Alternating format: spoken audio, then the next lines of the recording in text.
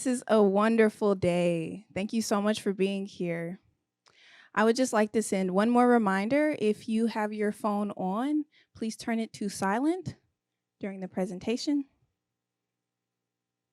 And I will do a spoken word piece to start us off. Thank your ancestors for persevering so that you may exist. I come from a Black man who transitioned before he could see his youngest turn 2. I miss the moments we never got to have. You never got to see my greatest accomplishments or feel how beautiful my energy is or show me what love truly means to you. All I yearn for is someone to understand me the way that I know you would have.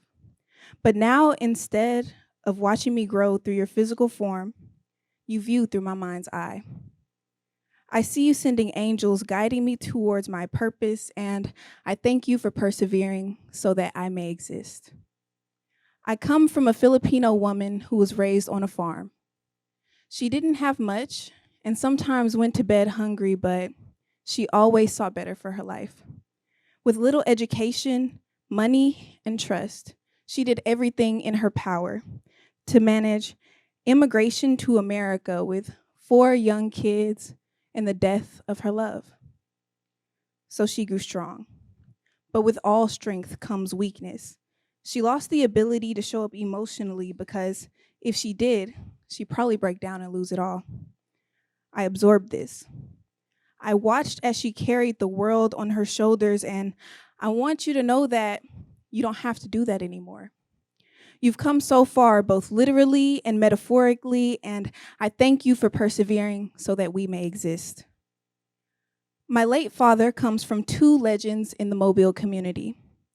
As a civil rights activist and attorney, my grandfather fought tirelessly for the rights of our people. Jerry Pogue was a type of man who advocated for the importance of educating oneself and in turn using that knowledge to educate the community. He taught me to never let anyone hold me down because the stronger we are within, the stronger we are together. And I thank him for persevering so that I may impact greater. As a spiritual woman, my grandmother spread the grace of God through her fingertips. Mary Pogue was the type of woman who showed up every day for her family, friends, and community with an eagerness to be of service. Through her work with Mobile Community Action, she joined the fight to end poverty and create opportunities so that our people can thrive. She was my first example of service leadership, and I thank her for persevering so that I may love deeper. My late grandmother comes from a lineage of Black power. Our ancestors, Polly and Lucy Allen, helped to build the first African-made town in America. They knew the importance of ownership.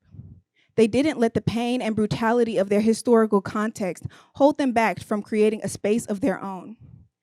AfricaTown is my greatest example of resilience and resistance to the agenda of white supremacy. I accept this legend, and I am allowing my body to be the vessel in which my ancestors' greatest dreams will be fulfilled. And I thank every member of my family for persevering. I'm not sorry to say this, but honestly, none of this matters. You know what does matter? Your reaction to the actions you experience. Pay attention to the tension because it's there for a reason. It's here to teach you a lesson about something you may not see. Close your eyes with me. I want you to envision more spaces in our community that reflect our history. Then let's talk about it. Now thank yourself for persevering because your future lineage is already grateful. It's not about what you think about. It's about what you be about. So think about it.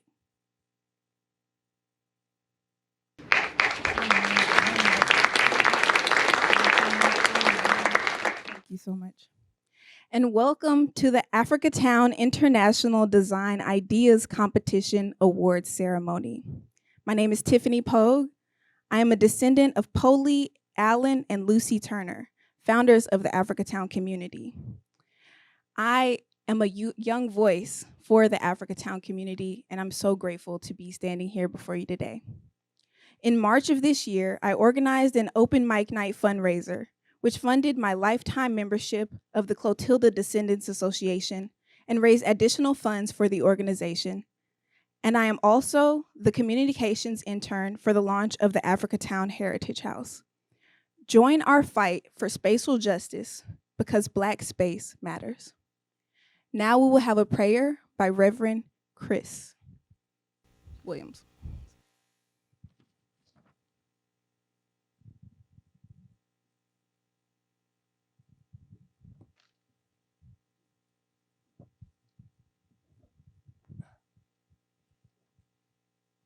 Amen. Let us pray. All heads are bowed. Gracious Father, we come once again to say thank you. Lord, we thank you for the many blessings that you continue to bestow upon each and every one of us. And Lord, we come today to ask your blessing over the AfricaTown International Design Idea Competition and now the ceremony. God bless the creators of this performance, this outgoing. And God, we ask that you would bless each and every one here. God, cover each one with your blood and your love. Forgive all of us of our sins and wrongdoings. We ask these things in your Son, Jesus' name. Amen. Now we will have a performance by Sister Phyllis Crippen. God bless America, land that I love. Stand beside her and guide her through the night with the light above. God of our fathers, whose almighty hand lead us in beauty on the story band of shining world in splendor through the sky. A grateful song before thy throne. Arise, mine eyes have seen the glory of the coming of the Lord. He is trampling out the vintage where the grapes of wrath are stored. He has loosed the fateful lightning of his terrible swift sword. His truth is marching on. His truth is marching on. From the mountains to the prairies, to the oceans white with foam. Oh, God bless America, my home sweet home. Oh, God bless America, my home sweet home.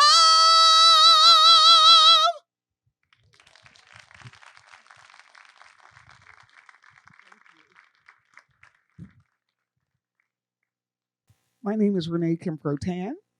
I'm one of the organizers of the AfricaTown International Design Idea Competition. And today is the day of our great reveal. Vicki Howell and I would like to welcome you to the AfricaTown International Design Idea Competition Award ceremony and reception. Let's not leave that out.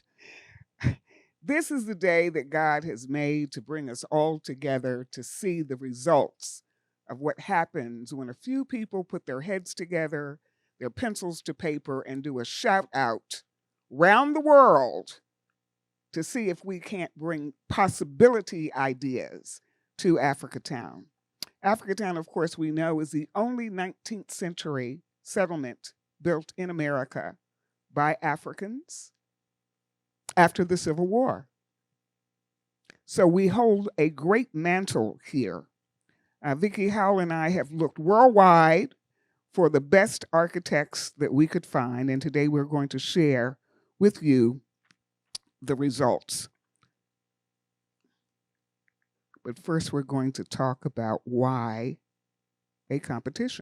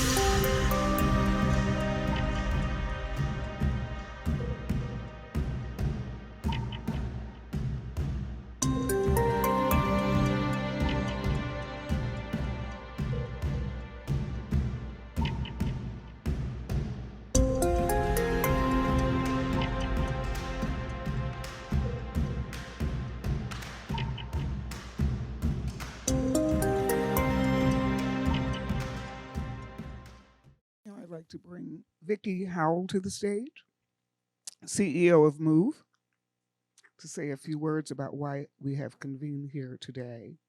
And she's going to backtrack for a couple of seconds about how we got this competition started. After which, we'll be joined by a video of Vicki speaking in her own words.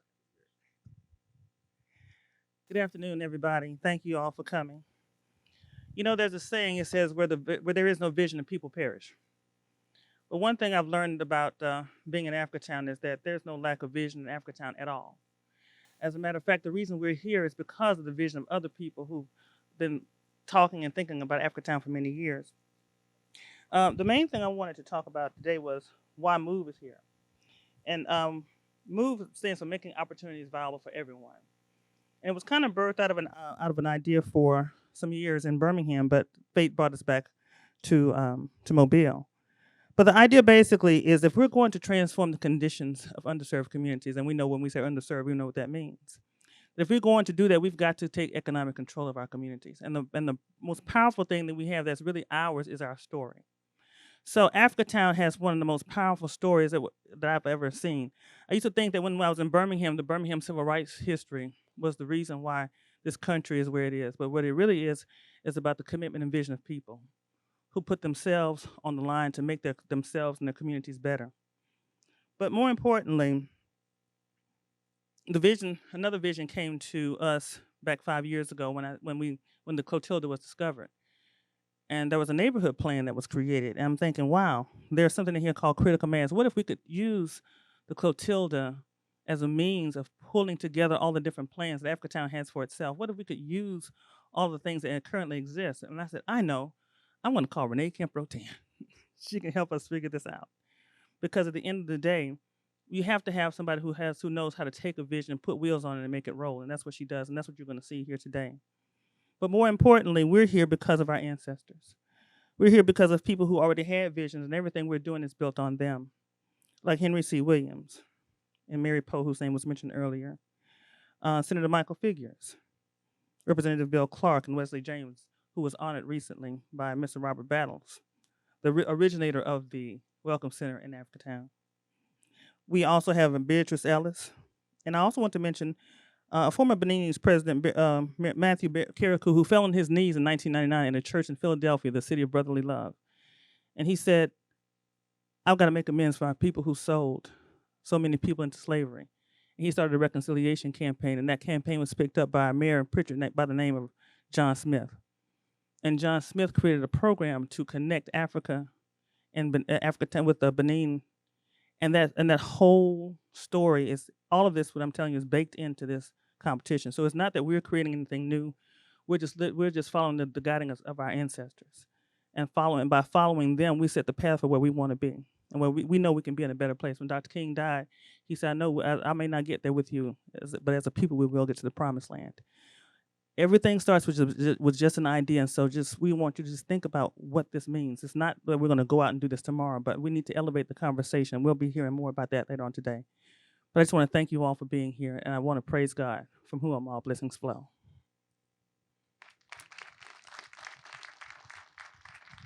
Vicki and I are the organizers of the competition. You can go to the website and read our resumes in your spare time. We won't take you through that right now.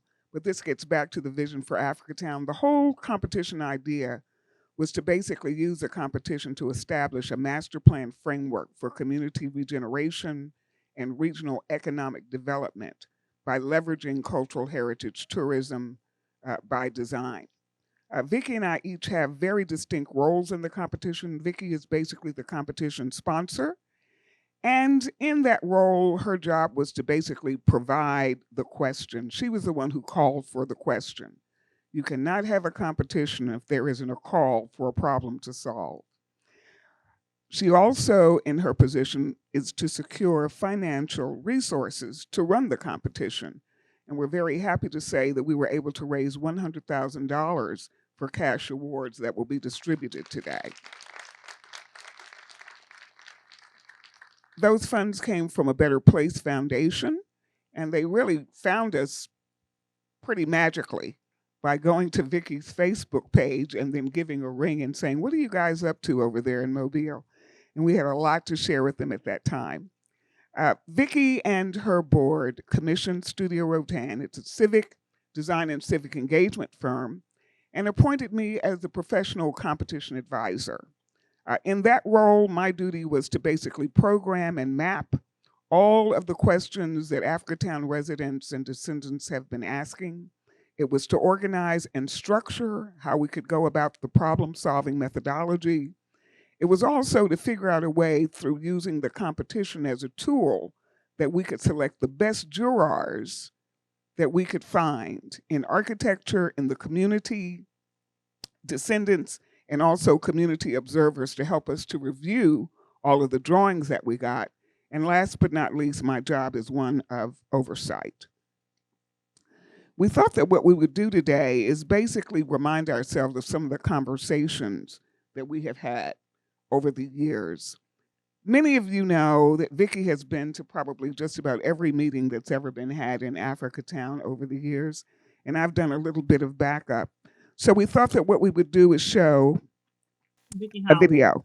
Former Birmingham News reporter, a native of Mobile, former NACP executive director, came on because the vision for how do we rebuild Black community, how do we use our history and our stories to stimulate economic advancement. And when the finding of the ship came about, it just like an idea hit me. And the first person I called after it did was Renee Kim-Pro-Ten, because like I said earlier, how do we revive Black community? How do we use our stories to empower ourselves? And how do we make a difference in our lives using our own history? And I can talk more about that later, but Move Gulf Coast, we reached out to Renee, and several of our board members are here. And thank you for joining us. And we're very supportive of all the extraordinarily brilliant work that Renee has put on the table for all of us to enjoy. And we'll have more of her later on, but that's who I am, Vicki Howe. Move Gulf Coast, making opportunities viable for everyone, CDC, President, CEO.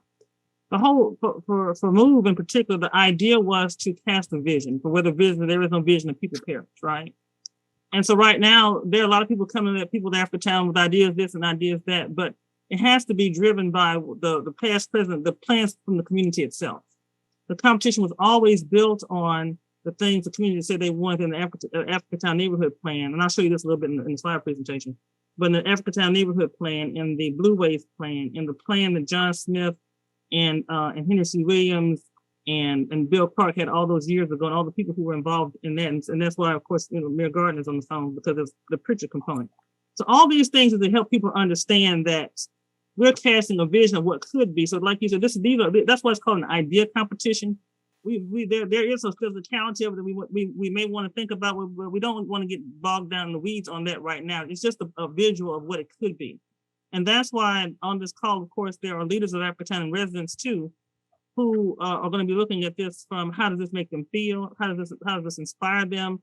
How does this enable some of the groups who are already involved in work, like, for instance, Mr. Carlos, who's on the line, and his AfricaTown Redevelopment Corporation is already looking at housing. How can this inspire or help the work that he's doing? So the idea is not to say how we're going to build this stuff, at least not right now.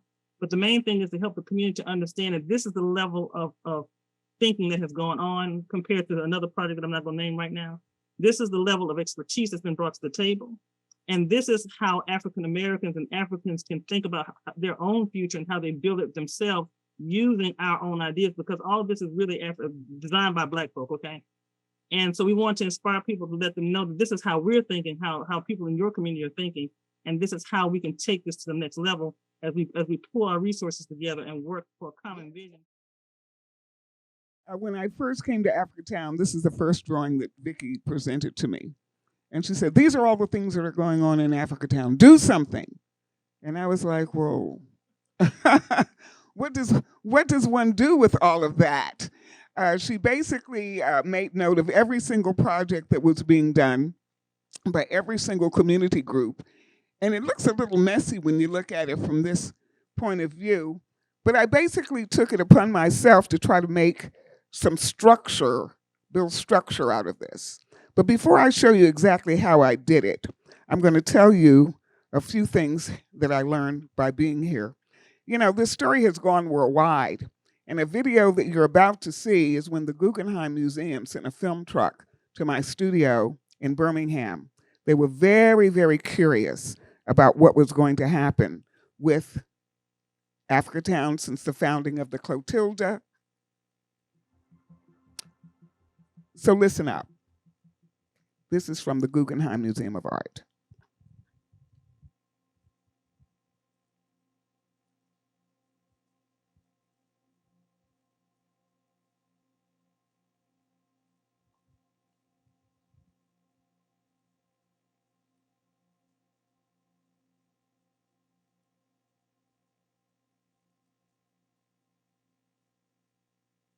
My name is Renee Kempro-Tan. I'm an urban designer and also master planner. You know, for me, coming to this place was, fairly significant. I'm from DC. And each time I went deeper and deeper into the South, I got confronted by this culture and also by this history, AfricaTown. I didn't even know it existed. AfricaTown is extremely significant because it is the only African settlement built in America by Africans. All of the other Black settlements, all of the other Black chartered towns, all of the other Black exodusters were built by Africans born in America. I have been in the great state of Alabama now for 10 plus years, and here I have a vernacular that is within driving distance, and I never heard about it. Right now, we're in what I would call the heart of AfricaTown, in the northern section of Mobile, Alabama. I'm a retired Marine Major, Joe Womack, AfricaTown native. There are descendants in AfricaTown today that are directly bloodline related to those same 110 Africans that got off of that boat, Clotilda, in 1860. We have the story itself that nobody knew about. We have the descendants, and then we got their descendants. Then we got the community that's still here. And then we got the struggle and the fight that's going on right now just for survival. These people know that history, and you have these blood memories that are coming through these elders. And until that boat was found, the Clotilda, in 2019, there were so many denials among the dominant culture that the boat even existed in the first place. Now that the boat has been found, the people in AfricaTown feel fully vindicated. We told you so. Now we have another kind of question. Who's going to own the story? It does make a difference now if a slave ship that is found is told through the story of the blood memory of people that suffered on that boat versus the kinds of stories that come from curators that see the boat as just a fine American artifact. Now, this is an interesting twist here about the boat. Originally, when the boat was found, a lot of folk in the dominant culture said, oh my God, this is going to be the greatest tourist attraction of all time. We can actually build a replica of the slave ship, and we can have folks on there buying tickets for dinners and martinis as we take them on the replica of the slave ship to where the actual slave ship was found. This slave ship was a living, floating prison for the captives who were there. So the community is saying, how dare they turn this into some kind of tourist attraction? So now we go through this whole thing about who is going to curate that story.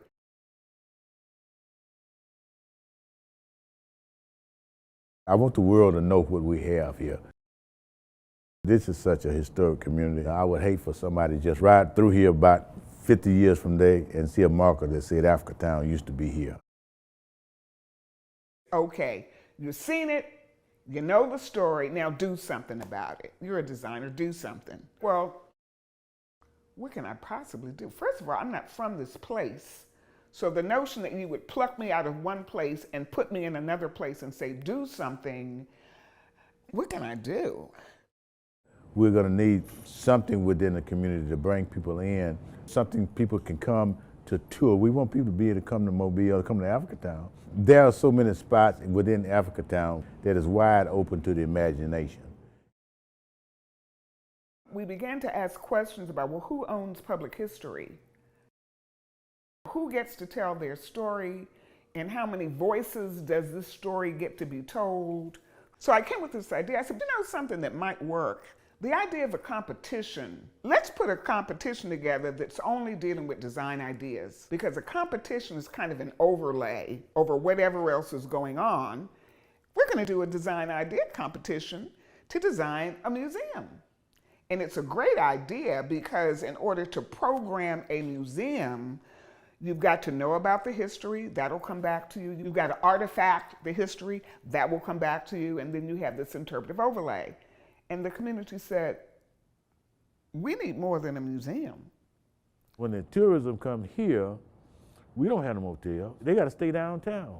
We don't have no restaurants. They're going to have to eat downtown. That's why we're trying to get involved in tourism so we can do that ourselves. We know the community more than anybody.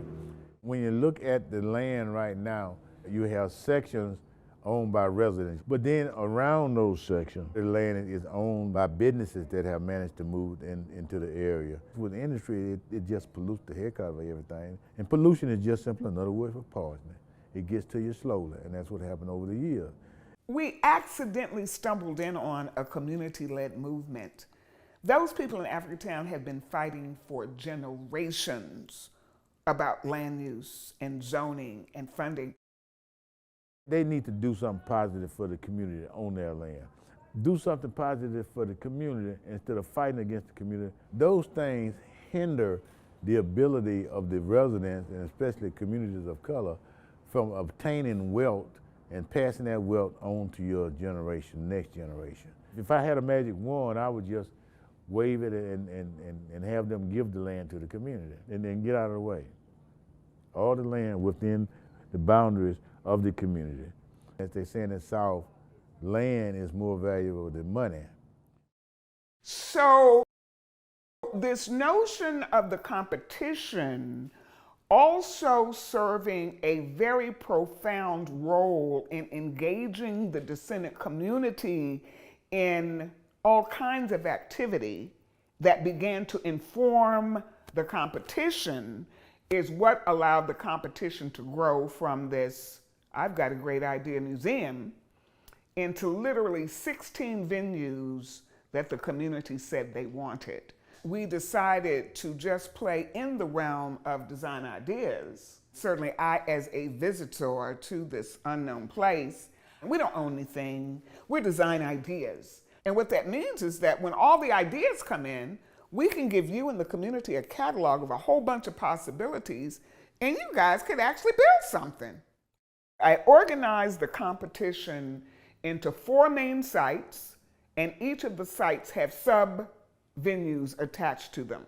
All of these 16 places can be connected by both land and water, which now becomes a totally immersive tourist experience. The AfricaTown Cultural Mile.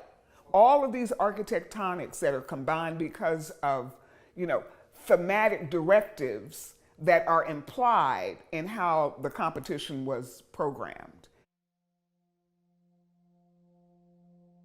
We're hoping that this cultural heritage tourism that has developed over the last 4 or 5 years is not going to diminish, but it's just going to keep climbing. The competition started Juneteenth 2021. It will run until Juneteenth 2022. So we are totally thrilled at what could happen. We want you to communicate the AfricaTown story on to others. It's a hell of a story. Pass it on. It really does have and should have long-term implications that could help the community. This community has been here for 162 years, and we'd like for it to be here for 162 more years.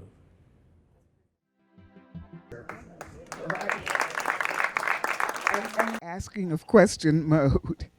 And I just wanted to share with the community, it's been an honor for me to come to AfricaTown. I've bought so many books about the history. I have an immense library. But when I came to AfricaTown, I didn't come empty-handed. I brought a whole bunch of resource with me. I brought in the National Organization of Minority Architects, the American Institute of Architects, the National Endowment for the Arts. We got a grant from the Alabama Historical Commission. We now have construction drawings for the rebuilding of the Cudjoe Lewis House.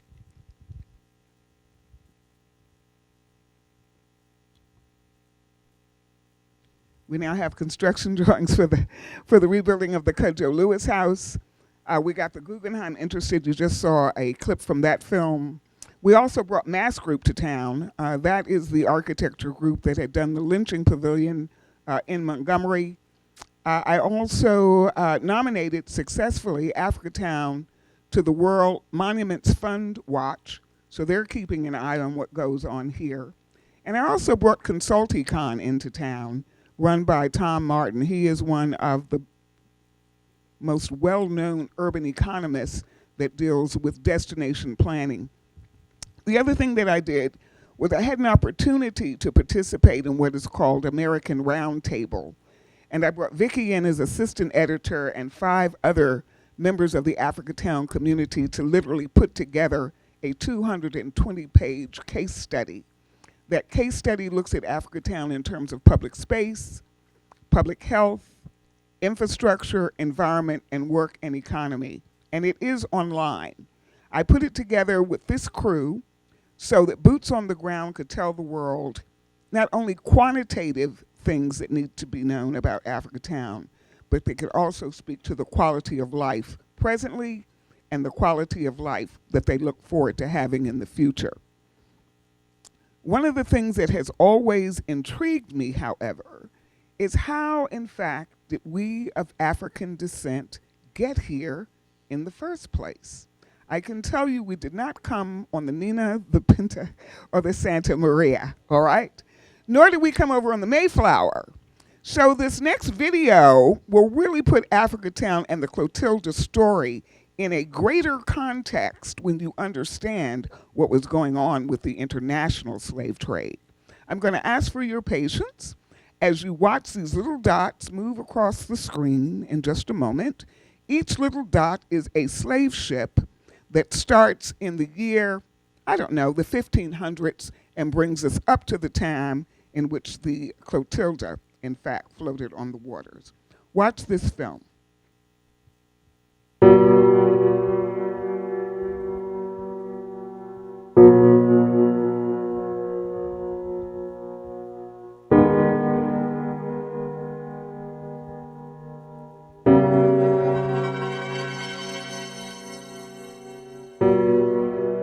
Each of those dots is a slave ship.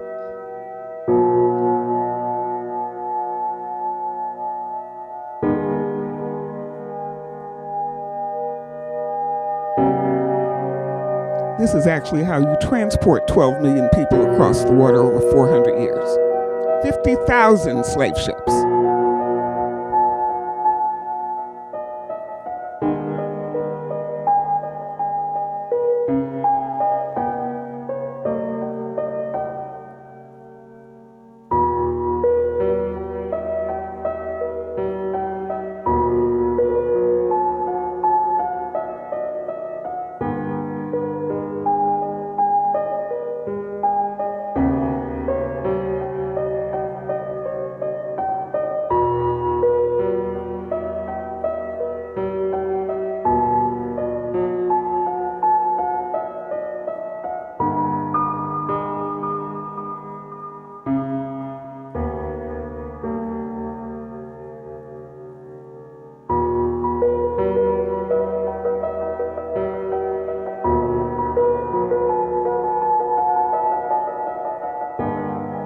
Looks like a traffic jam in Atlanta on a Friday night.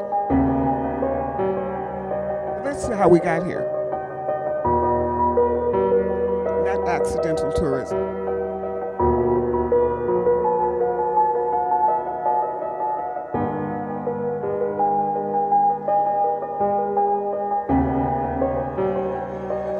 In 1808, international slave trade to the United States was halted. Most of the traffic is actually going to Brazil and also to the Caribbean. And now we're coming up to the year of 1860, when the Clotilda, in fact, was part of the voyage. The Clotilda, of course, is not a part of the mapping because it was an illegal ship and therefore was not recorded. One less ship on the water, I should dare say. So really, in order to be authentic about any discussions about revitalization of AfricaTown, it became immensely important that we understood exactly what was going on with the slave trade, the immensity of the slave trade, the stories told and the stories not told. So we really do want to give all praise, in fact, to our ancestors. Here's another video that we put together. Competition is about the spirit of our ancestors as well. We're designing for them.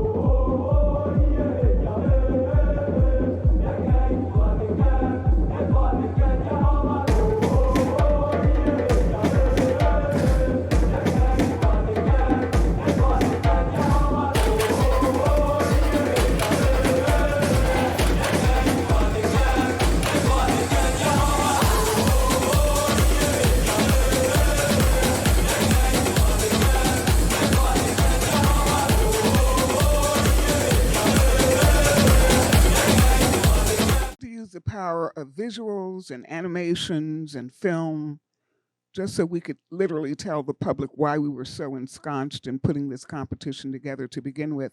Everything that you're seeing here, in fact, is on the competition website. So you can go to www.africatowndesign.com and see all of the books, in fact, that we use to do research for the programming of the competition. So what we're going to do now is we're going to introduce our guest speaker, Jack Travis, FAIA architect, who was also the Global Jury Competition Chair for the competition. And we're going to introduce him by video as well. Jack Travis. I'm an architect here in New York City. I've been here since 1980, started my business in 1985. My focus has been over the last 20, 25 years, as most of you know, towards a Black design aesthetic.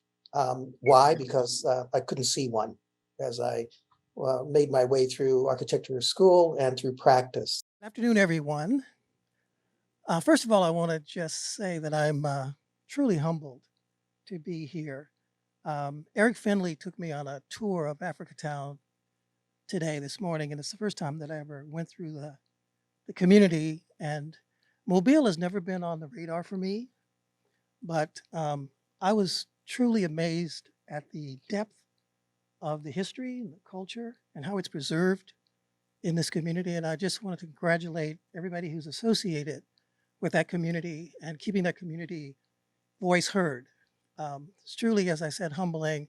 And I want to thank Vicki and Renee for inviting me to be the chair. I want to make one observation, and then I want to make a comment, and then I want to go quickly through way too many slides, because that's what I always do, bring way too many slides to something like this. And the observation is, how wonderful was the jury for this competition? 16 different people, 4 sites, 4 venues in each site, 4 locations. And the jury consisted of 16 people who were creatives from all over the country, as Renee said, as well as community-based people. And I think that, again, that puts this project in a very, very unique place. It's unique in so many other ways as well, but that is definitely one. And the comment I want to make is that kind of collaboration has to continue as you go forward through the next months and years of trying to realize as much of this project as possible. I should also mention that I'm terrible with the mic at my mouth, so if you can't hear me, just wave, and then I'll try to bring it closer to me as well. So I want to get started, and I want to start out by showing you a little bit of my work and what I've been doing over the past 25, almost 30 years now, lead into an hypothesis of why a Black architecture and what a Black architecture might represent, and then take you through a little bit of uncomfortability about that particular situation, and then hopefully end with what it might look like. Right? So, yeah, okay. So I've been in practice in New York City for about 30 years. I now teach at 4 of the 6 interior design programs in New York City. And I'm also teaching at Pratt Institute in the Architecture and Urban Planning Department as well. So much of my work, my professional work now, is consulting. I've had 4 important clients in my life, as you see here, and for about 15 years, all I had was celebrity clients. You kind of get to a lull at some particular point because you forget that there's a real world out there, and then all of that stops and you have to change. But I was very fortunate to work with Spike Lee, Giorgio Armani, Wesley Snipes, and John Saunders of ABC Sports. For Armani and for my collaboration with them, I learned how to do work well, how to be a competent architect and designer. And I was doing quite well when I worked for them for 5 years, but it wasn't enough. And I realized that it wasn't enough, even though we won a design award and we were published, because I didn't work for anybody who looked like me. First client that came along, again, very fortunate for me, was Spike Lee. We did his house and a number of projects for his business, house you see here. And then because of Spike Lee, I met Wesley Snipes. We did 5 residences over a period of 5 years for Wesley Snipes. Some of the images you see here of the LA Beach House.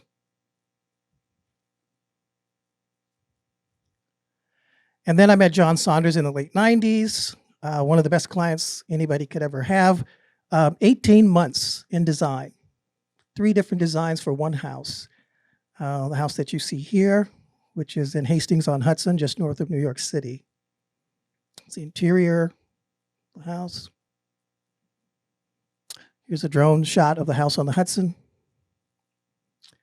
But I want to talk you through an interior design project that's very important to me. Michael Giddens is a chef in Harlem, and a very, very quality and astute type of gentleman. And I wanted to show you this image of his living room before we started work on his house, and also his bedroom, because again, he was someone who had his own aesthetic, his own idea of how he wanted to live, but he knew he needed an architect to help him realize that total vision.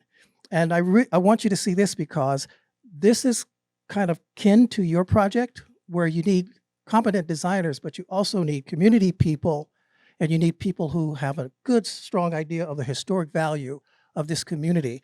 There's a collaboration that happens, and it happened on this particular project. So Bernadette Berry, my partner, and I, all we did was help him sort of organize himself a little bit better and give him an envelope to how he could then realize his dream. We didn't take any of his belongings away. We just situated them and positioned them, added a few more to enhance them, and that's the project that you see there. We've been fortunate to work with majority architects. We are a very small office, and one of the projects that we did in Harlem on 116th Street is the Kalahari condominiums. Kind of a very strong African imprint on the facade of the building. I can't really go into the details, and there are a lot on this project, as you might guess. But the idea is to take a running bond, a pattern of brick, a standard pattern, and then just change the colors to make an African pattern. But an African identity is one. There's also an African American identity. We have a legacy here that I think we can exude and extrude an idea of a Black aesthetic from as well. And so here you see an addition for the Harlem Hospital in Harlem that we were able to work on with Fred Schwartz Architects.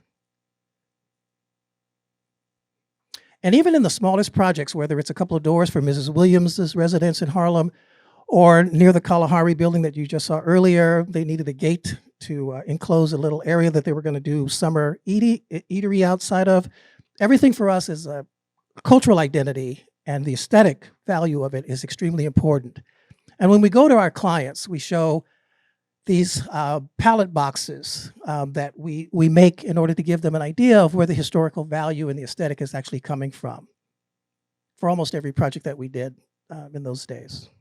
And we've also designed furniture, as you see here. And in my office, I do a lot of doodling because, again, we don't have a lot of clients who think Afrocentrically.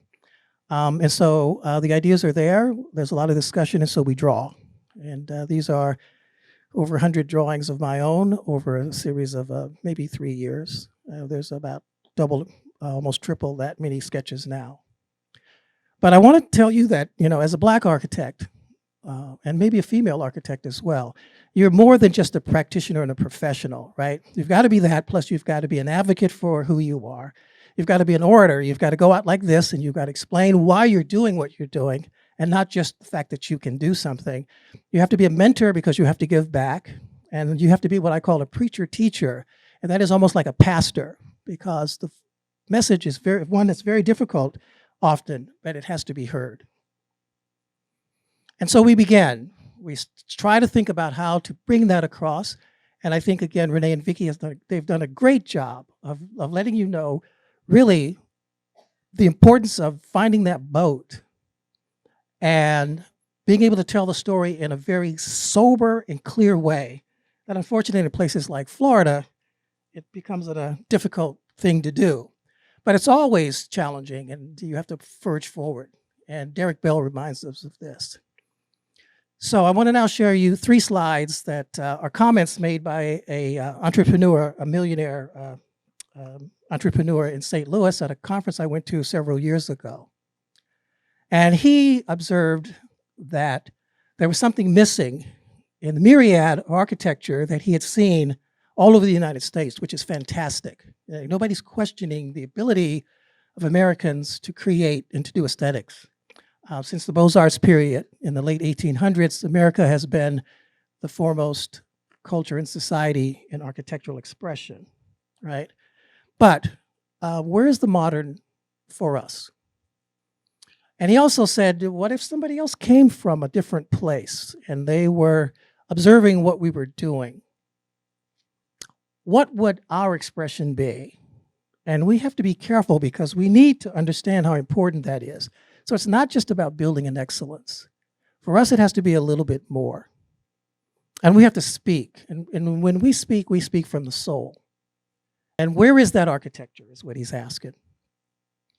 And the point blank fact is that the way you build cities, the scale of it is so powerful that you really have to try and understand what the legacy is. And when there is no legacy, you might find young people walking around with their pants hanging off their butts in society and not knowing who they are and where they come from, and getting a lot of criticism when we should be trying to teach them and nurture them. So you see here a small piece of furniture. Furniture for architects can be considered small scale. Buildings are medium scale, and urban planning of spaces is large scale projects. So this is a small project in a way. This is a chifforobe, a storage cabinet, but it's a French storage cabinet. Now, storage cabinets have two doors most of the time. They have storage capacity areas. They have a frame. They're built out of materiality. So the question is, why is this French? It's not really about the function of it or the scale or the proportions of it. It's about the way it is aesthetically presented, I would argue. Here is one from England. So that when you see this one, then you understand that there has to be a different in an aesthetic, and that every culture on this planet brings their own aesthetic. And as Mike Jones asked in those previous slides, where is ours, particularly going forward? We have it. It's here, but we don't see it because it's masked in so many places. It's underrepresented, and it's hidden in plain view. Here is a chifforobe by Cheryl Riley. And here's another chifforobe. This one is by Alex Locadia. And both of those chifforobes are Afrocentric, in my opinion. Here is a bench by Cheryl, and Cheryl is a good friend of mine, artist in New Jersey. And here's Alex Locadia. He designed that chifforobe for the first Batman movie in 1980, right? And there's the bat chair. And there's a couple of light fixtures for that movie from his own vision of what architecture is. And so it's not monolithic. It's not one thing, it's not one way for us. But we don't see enough examples to understand that and to push our young people to be more creative about what they do. And then just out in the environment, if you just drive out into the city of Mobile and you look at the buildings, and you say to yourself, well, what is Eurocentric and what is Afrocentric? Well, you can't even ask or answer that question, I should say, in terms of Afrocentricity. But here in San Francisco, where I lived for 2 years before I moved to New York, you have the Transamerica building and you have the Columbus Tower. And you can just drive down Columbus Street from Little Italy in San Francisco, just below the Lombard, Crooked Street, Lombard Street. And you can see these two buildings in tandem, just like you see it here in this visual. Well, this is not what's happening in the United States. And that Transamerica building is not Afrocentric because it's done by a white architect. However, that is a black iconography emblem, right? The pyramid. And so why can't black architects manipulate historical formal identity to make a new architecture in this country with all the resources that we have? Here's another view from San Francisco. Everybody knows this postcard, but you have to drive to Steiner Street in Hayes and look at this image, because here you'll see the historical reference of a group of people who've been able to identify and document their own historical aesthetic past and then move to a whole new future that they call modernism. And then the whole world, because they've done such a great job of documentation and quality implementation, has to address that. And so what I'm asking is that black architects, let's do that. This is a Jewish bath built in the 1950s in New Jersey. And it's Jewish because the Jewish people couldn't go to the white baths in the 1950s. But I looked at this building and I said to myself, that's my home. That's an Afrocentric residence for me. Without even thinking, I thought, I don't need to do anything to this building, just move in. And when I was thinking about that, I didn't realize, because this was before the first time I visited the African continent, how important it was for me to understand that something is built inside of me, that I don't have to go to Africa to understand and sense that I am an African-based human being. But when I went the first time to South Africa and I went to the Ndebele region, I saw a number of houses that were painted by this group of people. And I looked at the rooftops, just like that. And I thought, that's the connection, right? So who says what architecture is? We do. And so, again, Black architects and designers and collaborators for your project, we have to make sure that we understand that. Your project is one of the most unique projects in the United States to date for Black community. And so you are, on your shoulders, in my opinion, is the responsibility to make sure that the architecture speaks as loudly as the historical references and as the urban context messages of your community. Because we know there's a reason why this has not happened. There's basically two Americas, as the Kerner Commission reported in 1969. And it still remains that way today, and some people say it's even worse, right? But there is a great American way. And I think most of us as Black people, we're just trying to find it. We want it. But in that, there are all these Negro moments. And I posit that your project is a Negro moment. And what is a Negro moment? It's being the first, the only one, or one of a few. And in 2023, too often we still find ourselves in that situation. And why? Well, I think we know why. When some people can't see, others can't breathe, which is the most important for life, right? And then you say to yourself, well, am I just being like a little too sensitive? Till you find out that even the best, most accomplished of your race feel the same. But I posit that there's a Black aesthetic in architecture because there's one in almost every other art discipline that we know. If I say to you, if there's a Black music, you have an idea. You may not be able to explain what it is, but you know there's a Black music concept. And I posit that there's a Black identity, but it's hidden, as I said, in plain view. Renee said that we're doing this project for our ancestors, and I would just want to add for our children as well. They need to see faces that look like their own, right? And the power positions all the way through our society and our communities. So lastly, I want to take you through a number of slides just to show you that I've scoured the world for Afrocentric design, not just in my own practice, but looking at buildings of all scale all over the entire world. And so I'm not going to talk about any of these buildings because a lot of them would have a lot of discussion, but I just want you to see a visual of the possibility of buildings. These are currently buildings in Africa. Here is a building on the mall of Washington, D.C.'s government buildings. This is by an American-born Chinese architect, I.M. Pei, who studied under the architect who did that Jewish bathhouse, Louis Kahn, that I liked so much. Look at this floor plan. I don't see any African architects or anybody thinking about spatially how we could change the dynamic of how we move through a project, as well as how a project looks like, what a project looks like, excuse me. And that's something that I'm interested in. I posit that the East Wing of the National Gallery, this building on the mall in Washington, D.C., is a Black building.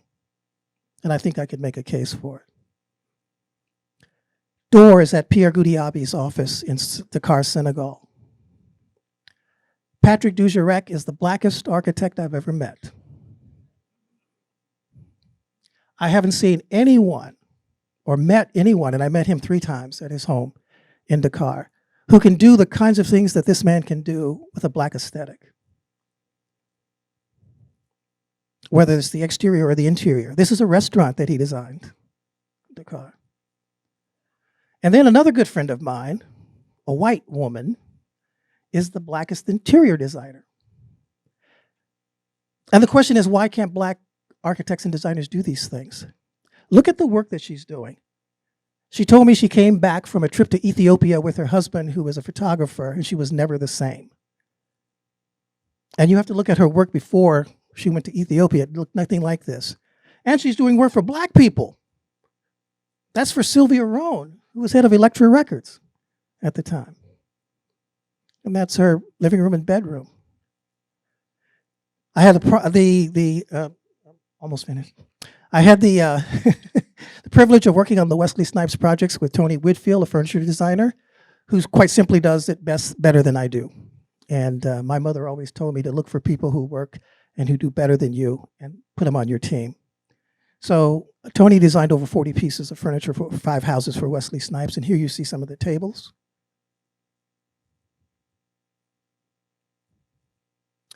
And then in the industry, there are companies like Chista.net that actually does furniture that is Afrocentric, that you can just buy off the shelf. It doesn't have to be custom. Lighting fixtures as well. One of my clients, Melanie Barnett, she goes by Melanie B. You should look her up. She's a textile designer. Unabashed since the day she graduated from FIT, the first time I ever met her.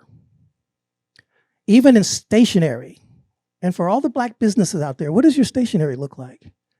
You know, are you sending the message or you're on hold? And then there's a new crop, a new generation of black architects who unapologetic, to say the least, and they are forging a new directive and a new aesthetic. They're looking at ways of appropriating past classics and bringing them into an Afrocentric futurism. And then there are white male architects who befriend me, and like my friend who went to Ethiopia, they're never the same. This is by Lucas London, and he won a design competition for an Afrocentric house in Ghana.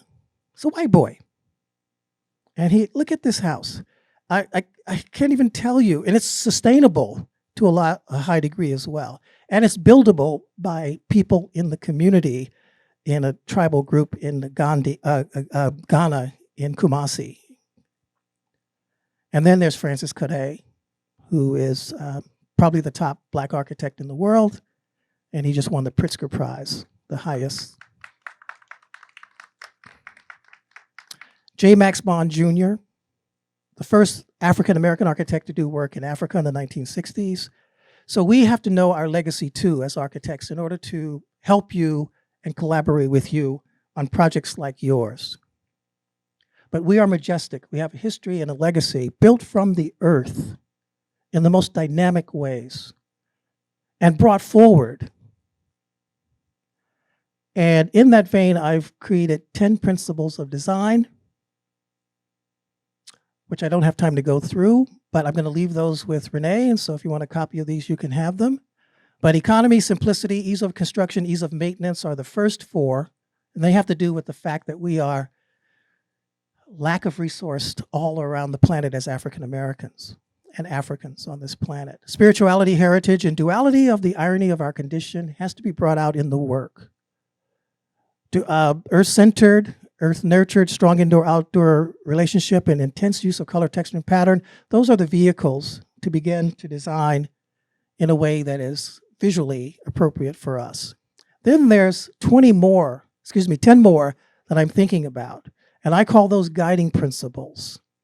And I want to talk about number 20.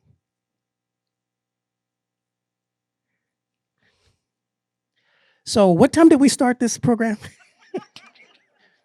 Because everybody, that's us. Now, what does that mean for the world? That means, in my opinion, Africans will show the world how to slow down and relax. We are moving too fast for our own good, and AI, as you all know, is on the horizon. We're not sure how to handle artificial intelligence. We need to slow down, and it's the African who slows the pace. Africans are the only ones who can fly to space, do the calculations to fly to space, and then still following the herds on the open savannas, right? We run the entire gamut of the whole history of humanity today on this planet. And when we are connected to our sensibility, our perceptions of spirituality and who we are, we slow down. So soon come and CP time are not necessarily negative. They can be, don't get me wrong, but they're not necessarily so, right? So ending, I would just like to point out there are multiple aesthetics. We're in America. There's an American aesthetic or Europeanized American aesthetic, and it's important. But there is another aesthetic that we bring that has to increase and open up the palette and understanding of what an American idea for architecture is, for our kids, for our neighborhood, and for our ancestors. And we must not undermine or underplay the importance of what Europeans have done in this world, because they've done great, great things. We just want a chance to do that. And we don't want to do this. We want to appreciate this, but we don't want to do this. And what we do is going to be us and ours. And I posit that when it happens, nobody's going to recognize it. It's just going to happen. Thank you very much.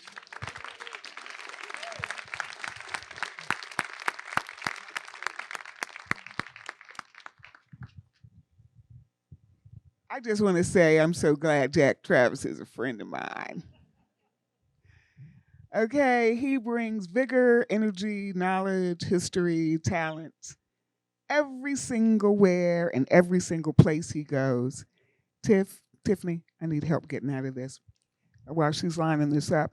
So these are some of the people that I began to talk to and embrace when putting the competition together. That's not my slide.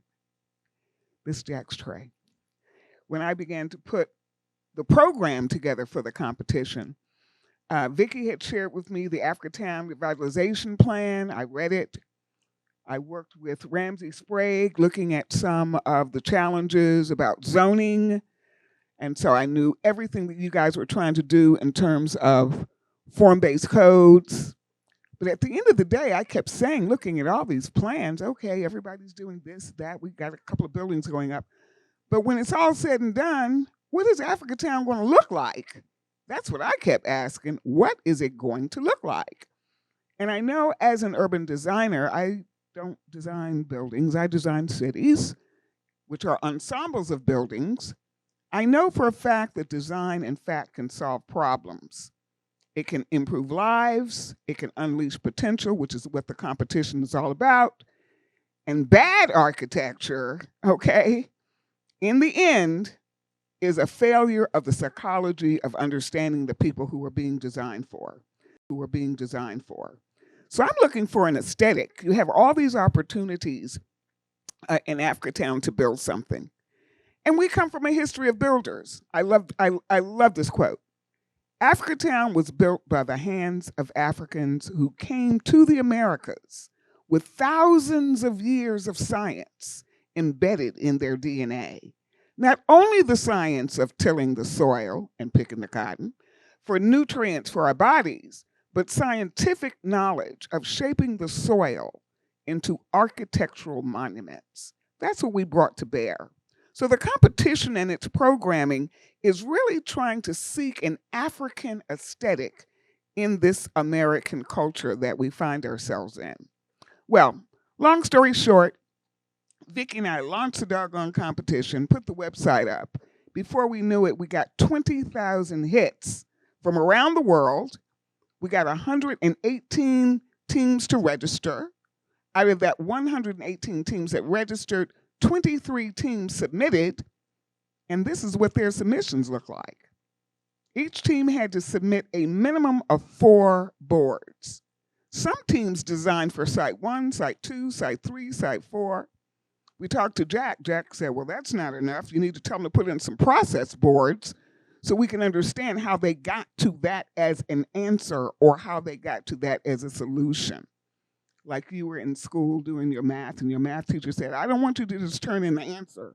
I want to see how you got the answer. Show me the work. So we asked for process boards. And the other thing we asked for was we asked for design essays. They actually had to do research and tell us why, in fact, they were making the design decisions that they were making and what were the historical references that could, in fact, hold up the design solutions that they came up with. So what we're going to do is we're going to take you through the actual competition submissions, but first we want you to understand once again how we program the competition. Watch this video.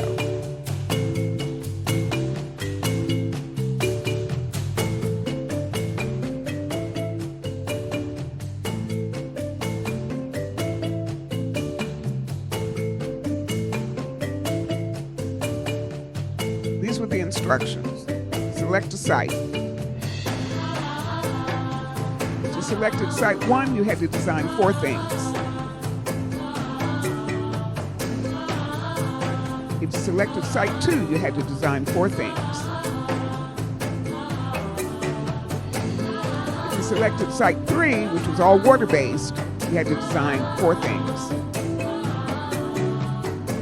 If you selected site 4, which is in Pritchard, AfricaTown Park, USA, you had to design 4 things. And when we connected all these things together by both land and water, we came up with the AfricaTown Cultural Mile, a world-class cultural heritage destination system.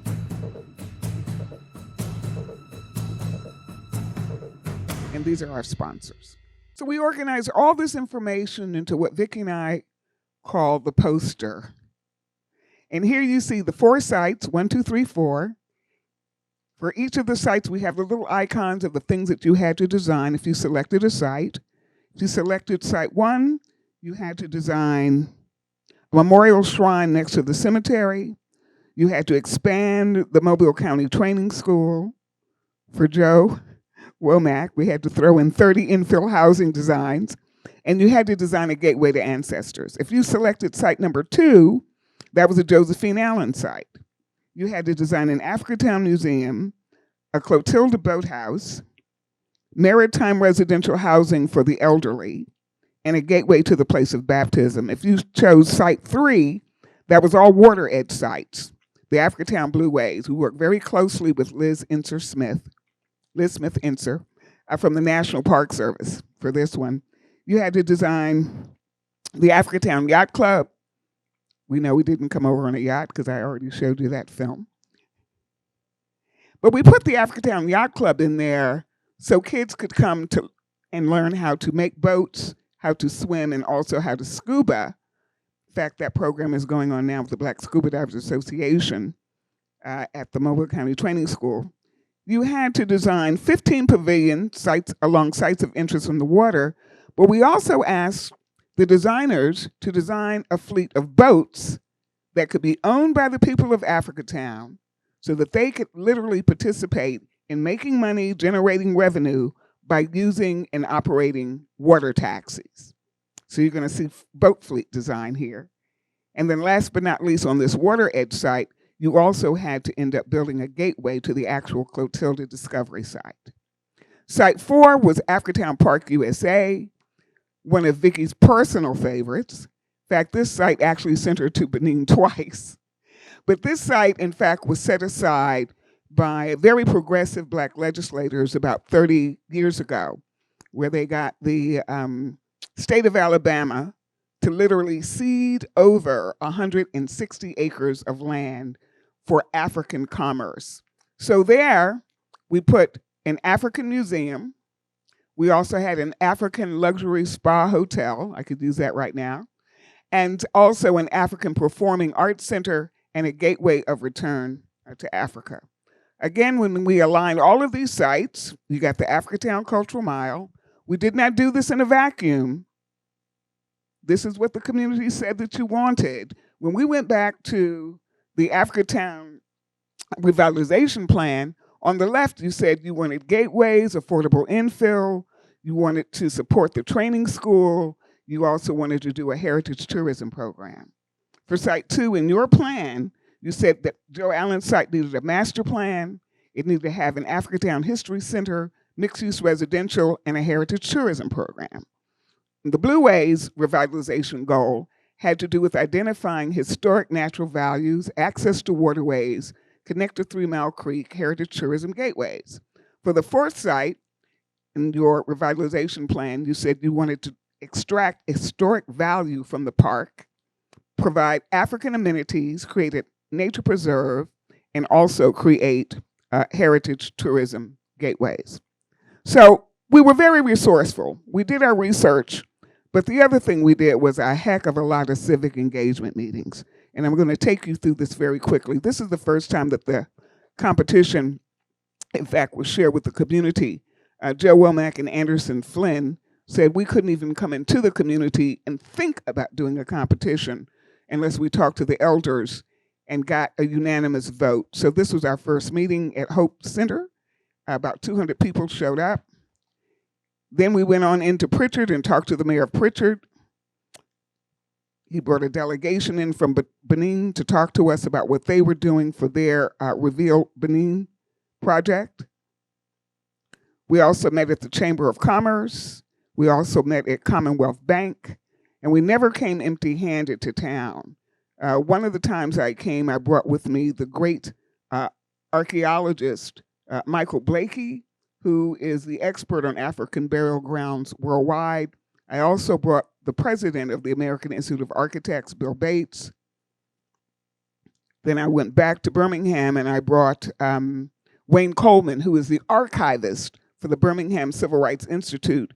He spent some time, I think, with Miss Lorna Woods. She had that tote bag with all of those goodies in it that are artifacts that she's been holding on for quite some time. And then in terms of civic engagement, we did not only engage people in this country and in this community, but Vicki Howell, CEO of MOVE, also did her civic engagement piece when she went basically to Benin to talk about the competition and look at some of the vernacular architecture that was there. In addition to that, we read every single report that you all have ever produced in the last 10 years. I could tell you about all of them, but the ingredients of all of those past reports actually became the programming elements for the competition itself. And the competition is about cultural identity, really. Cultural identity through architecture and who gets to basically tell the story by design. So all of these ingredients were put into a big pot and stirred up. And from that, I ended up producing 4 program books, literally 40 pages of instructions for each of those sites. This is what was given to the designers so that they could respond. And then we asked the what if questions for each of the 4 sites. And this is what we got back. But a competition and its program is only as good as its design jury, all right? Just like in theater, you have the Tony Awards, and for the movies, you have the Oscars. In architecture and urban design, we have competitions. That's where that is our dream, to win a major international or even a community competition. So we had to choose our jurors very carefully. We got some biggies from all over town, but as Jack was saying, we had 16 jurors for this competition.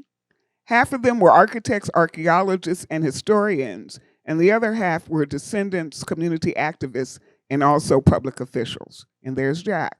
Jack actually was the guiding light for the competition jury in terms of how they made their decisions. So just for a second, I'm going to share not all the videos, but I do want you to hear some of the things that was said by some of the jurors. I am as Renee said, the commando for site number 2. I am the design director of Mario Gooden Studio, an architecture and urban design practice based in New York City. I'm really excited to be a part of this jury today. I first really became aware of this project under the auspices of the Architectural League of New York, where I am the president, and where Renee presented and was awarded a project working with the AfricaTown community for the American Roundtable. So it's really fantastic now to see this come full circle from that project, from that research project, to now really working in the community. Oh, I mean, it's really an honor and a privilege to be sitting with such a esteemed, accomplished, and brilliant, but committed, group of people on this project. K.Y. King Garrett, I am president and CEO of AfricaTown Community Land Trust in Seattle, Washington. And we began our AfricaTown as an asset-based community development initiative to counter severe displacement and gentrification pressures on the historic Black community in the Central District of Seattle. And along the way, in research, learned about the great history of AfricaTown in Mobile, Alabama, and eventually were able to be connected through Vicki and kind of connect our work. Honor to be with everyone. So I serve the community of AfricaTown and really all the American people through my work with the Rivers, Trails, and Conservation Assistance Program of the National Park Service. And I've been working in AfricaTown since, 2016, assisting sort of as a collaborative facilitator, bringing the community together to develop this thing called the AfricaTown Connections Blueway. I am based in Biloxi, Mississippi, and I also serve other communities throughout Mississippi, Alabama, and Puerto Rico.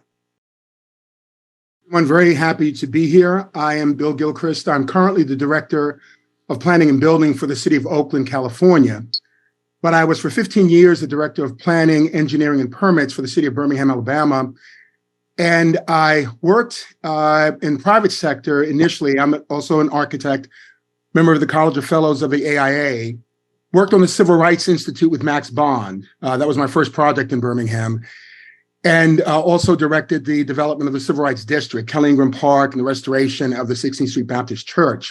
It's an honor to be here. I'm Dr. Kwesi Daniels. I'm the Department Head of Architecture at Tuskegee.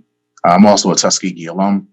So it's an honor to be in this space representing the first school for African Americans to learn architecture under the guidance of Robert R. Taylor, who was the first African American graduate of architecture in the country. These were our jurors. Blakey. I'm a professor of anthropology, Africana studies, and American studies at the College of William and Mary, where I direct or founding director of the Institute for Historical Biology. I'm most specialized as a bioarchaeologist, though I'm a three-field anthropologist. That institute continues the work of the African Burial Ground Project in New York that I directed as scientific director and director from Howard University. And I'm particularly interested in the development of what I think of as the democratization of knowledge, the incorporation of descendant communities, which is a term we developed in the New York project, in their involvement in the direction of historic preservation. I'm now co-chair of the American Anthropological Association's Commission for the Ethical Treatment of Human Remains. This ethics is a part of that sort of democratization, as is the epistemic of getting the questions that community are interested in into the scientific process. I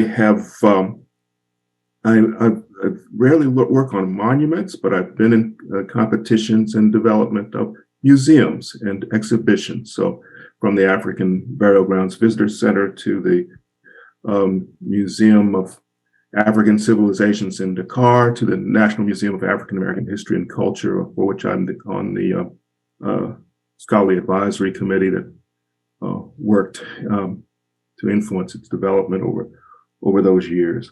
I think that's about it. I was happy to have been invited by Renee Rotan, who I've known for a very long time, to be a part of this very important project in AfricaTown. Out of the 16 jurors, this is a caliber of people that were brought to this town to basically look at helping to figure out what kind of architecture, in fact, might best suit. I was born in a section of AfricaTown that we call No Man Land, which is a section of Magazine Point. I am the president of the Mobile County Training School Alumni Association and a 1968 graduate of Mobile County Training School. And I've been working with the community over the last 20 years, but specifically over the last 6 years, since 2016, the Alumni Association has been the lead organization in the community for everything that has basically taken place over the last few years in terms of activities, and was the main coordinator of all of the activities centered around the discovery of the Clotilda with all the national partners. Ellis, I am the president of the Clotilda Descendants Association, where our mission is to honor, preserve, educate those of our ancestors, the 110 survivors of Matilda. I am a direct descendant of Kapoli and Rose Allen, two other survivors of Clotilda. So thank you all for having me today. I look forward to the outcome of the competition. The reason that we're going through this is because we really want the public to understand how much work went into putting the competition together. A competition is only as good as its jury. After the jurors were selected, they also had to be assigned, and we assigned them in accordance with their expertise. We also made sure that there was a community person on every jury. And then we came back and said, you know something? We've got 8 professionals and 8 jurors. Why don't we go out and get 8 community observers, which is what we did. The community observers also sat with us through the process.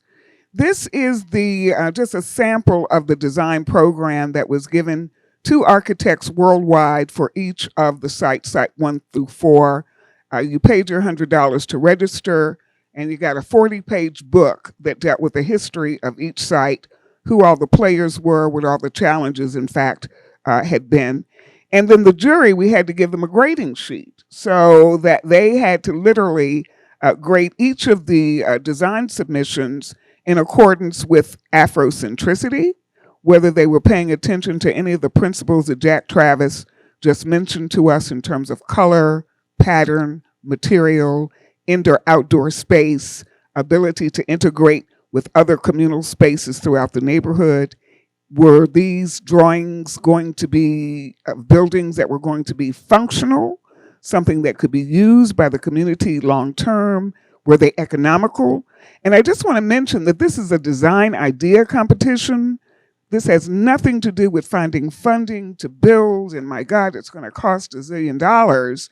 This is basically, think of it as a community design catalog where you can find 101 ways to solve a design problem, either today, tomorrow, or sometime in the near future.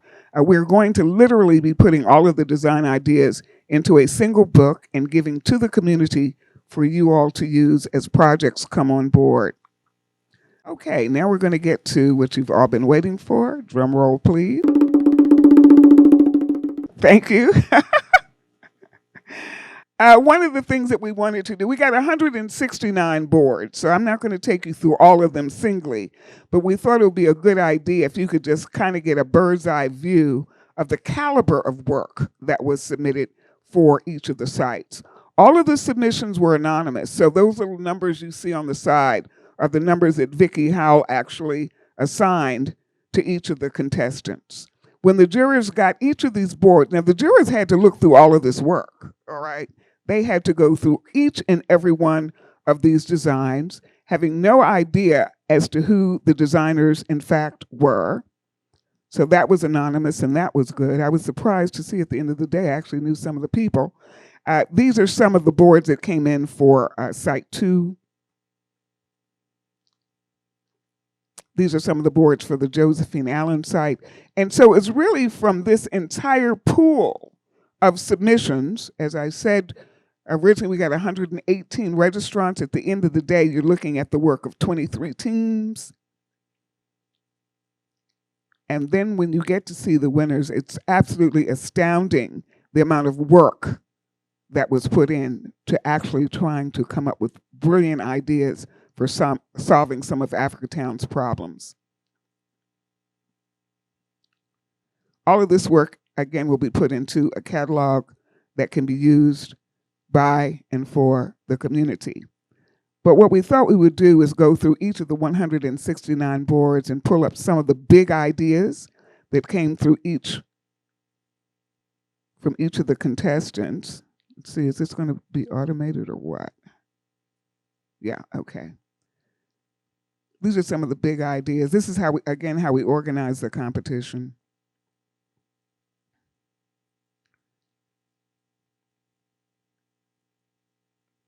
These are some of the big ideas that came up for Site 1, Historic AfricaTown. You can see there what they had to design.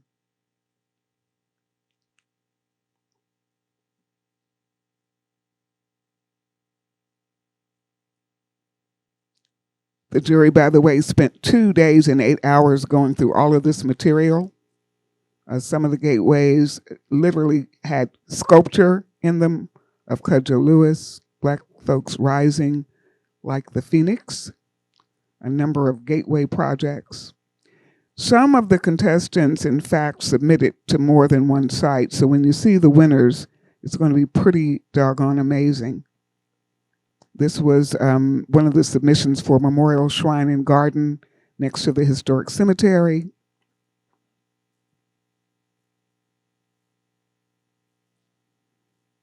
We were looking for Afrocentricity was one of the things that we were looking for. This is one of the submissions that came in from South Africa.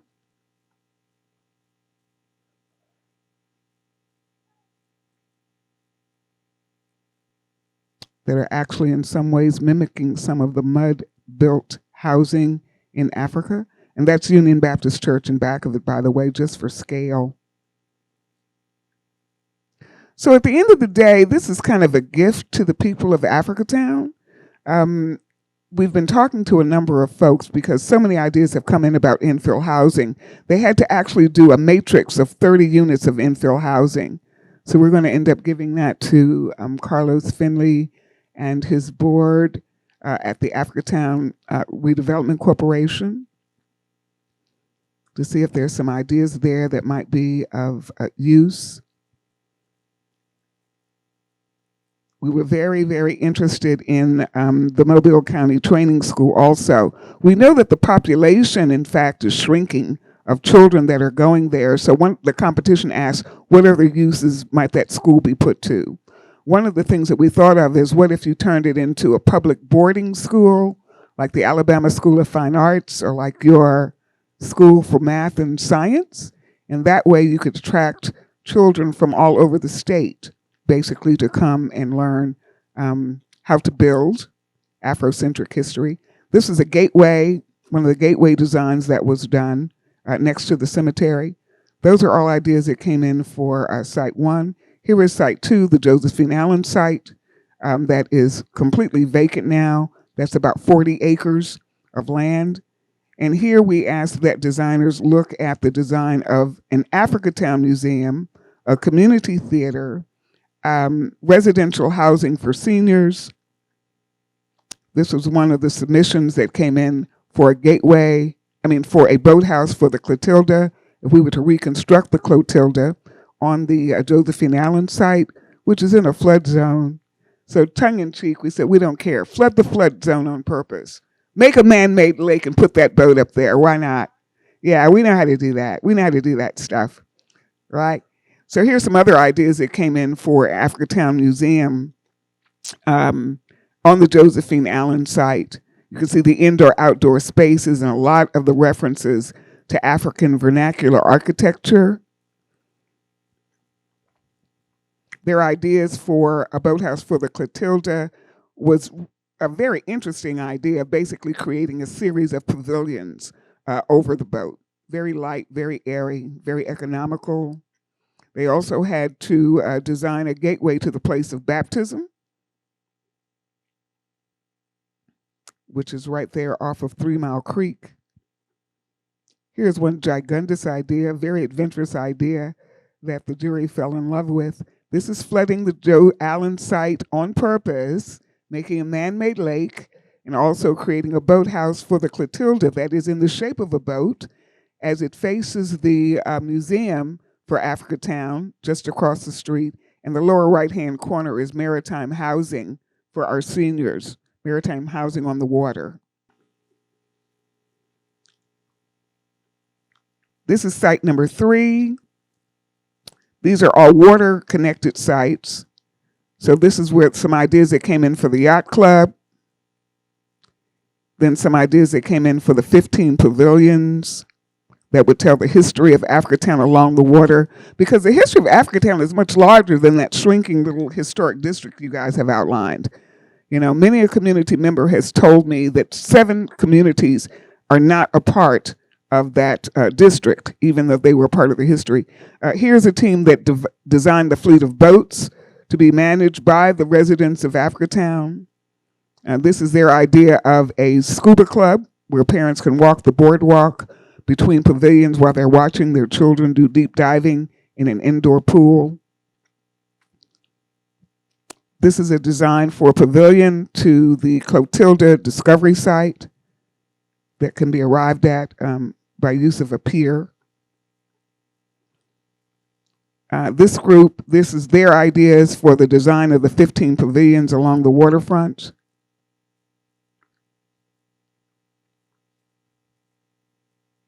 This is their gateway to the Clotilda Discovery Site.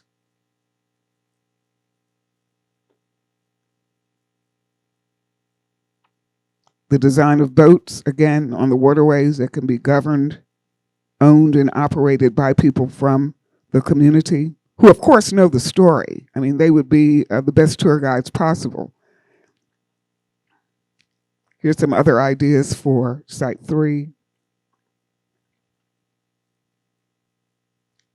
Design of boats, a fleet of boats to be operated by the community.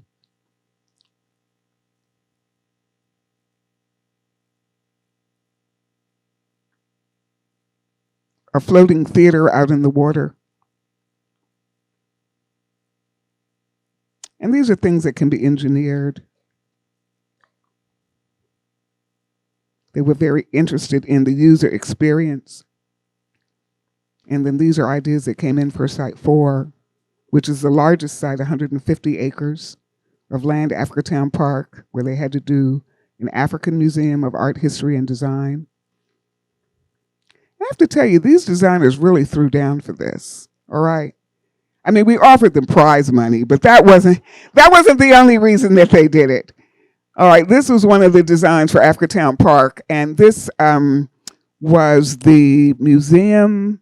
Yeah, and they show you indoor, outdoor. They show you, in fact, how the museum would terrace over the water.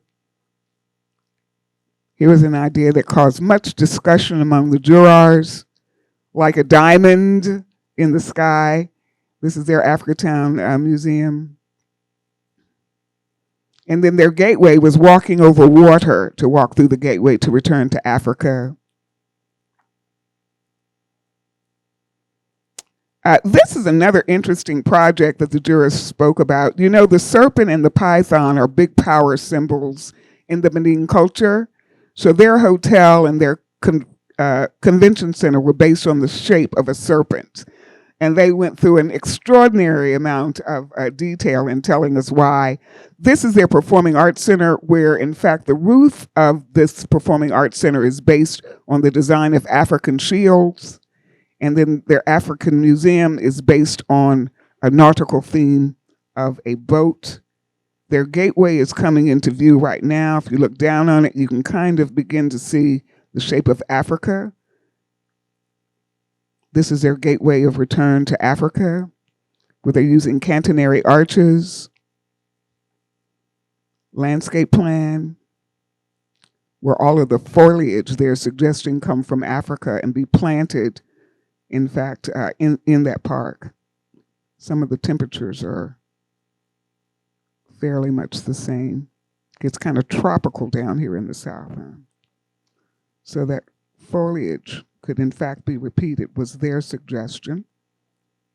And so their gateway to Africa, you'd literally walk on a carpet of reddened grass in order to find your way back to the motherland. And this was one of the final submissions that was made for the Benin House Africa Museum. And then, of course, we couldn't have done any of this without our sponsor. Hi, I'm Pascal Sablon, president of the National Organization of Minority Architects that has most recently gone global. I've had the great pleasure and honor of presenting the AfricaTown Ideas Competition project to NOMA for its support. I've also worked closely with Renee Kemp-Rotan over the years, and her passion and dedication to this project is unmatched and unreal. So it is so telling about all the different organizations, media applications, and outlets that have poured more support into this project. all the juries and chairs who've also spent hours dedicated and looked at every submission to its greatest detail, and to all the brilliant minds globally who submitted their applications, boards, and essays that explore, expand, and document the history, the experience, and the future aspirations for this project. You have now empowered a community and emboldened them with brilliant talent within our project and within our profession for them to find and be at the forefront of the crafting of what this can do for their community and built world. So thank you so much for your attention. Thank you so much for continuing to pour into this program. Get with it, continue to go to the website and get more information as more material will continue to be developed and realized.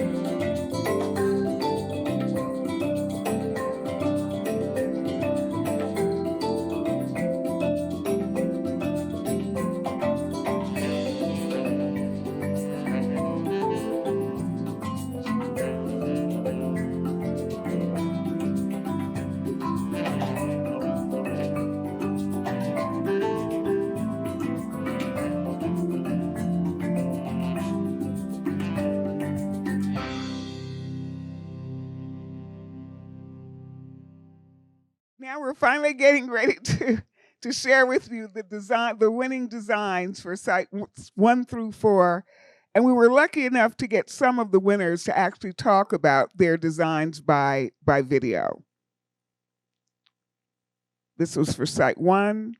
This is what they had to design for site 1. These are the jurors that had to make the decision. We've already introduced them.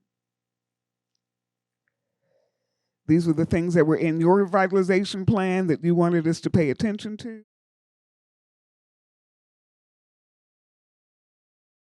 The first place winner for Site 1 Historic AfricaTown was WXY out of New York, and they teamed up with the largest Black landscape architecture firm in the country, Elizabeth Kennedy.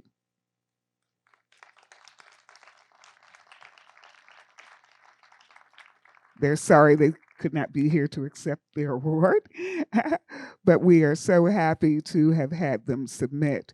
This team actually submitted for about 4 things and won 3 awards in separate categories. So they're important ones to absolutely watch. Here are the names of the people on the teams, not done by one person. So they had to literally get themselves extremely well organized in studio to come after this project. The first place winner gets a check for $10,000, right?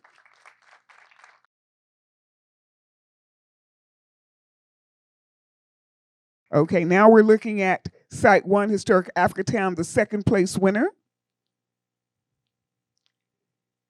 This is a very interesting submission. This is their shrine next to the cemetery. And if you look here at the top, they have seating areas that are coming out of the wall so you could literally sit and contemplate the life and death of ancestry and also descendants. Here are their names, their team members. This group was from China. They won second place. They will receive a check for $8,000. Hello everyone, I'm Xu Han, the team leader of Convergent Community Project. I'm deeply honored to receive a second place at the AfricaTown Design Idea Competition and to share my words of gratitude. First, I would like to thank the organizers for providing a platform for every design idea. I'm also grateful to my team for their hard work. Through our collaboration, we achieved partnership by combining the individual talent of everyone and proposing a design concept that is sustainable and with social influence together. Furthermore, I would like to express my gratitude to the residents of AfricaTown. Our design inspiration stemmed from your needs. We strove to create a more livable urban setting, and this award is an evidence of the trust you have placed in us. Lastly, I appreciate the judges for their professional evaluation and insights. This award is an inspiration for us, as well as a call to future responsibilities. I will continue to strive for innovation and contribute my efforts to the development of AfricaTown and a better world. Thank you, everyone.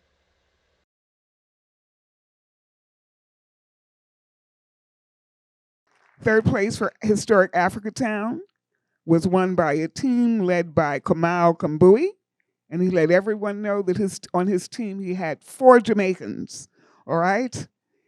But I remember the jury going through a lot of wonderful dialogue, and they really appreciated his gateway to ancestry, which you can see here.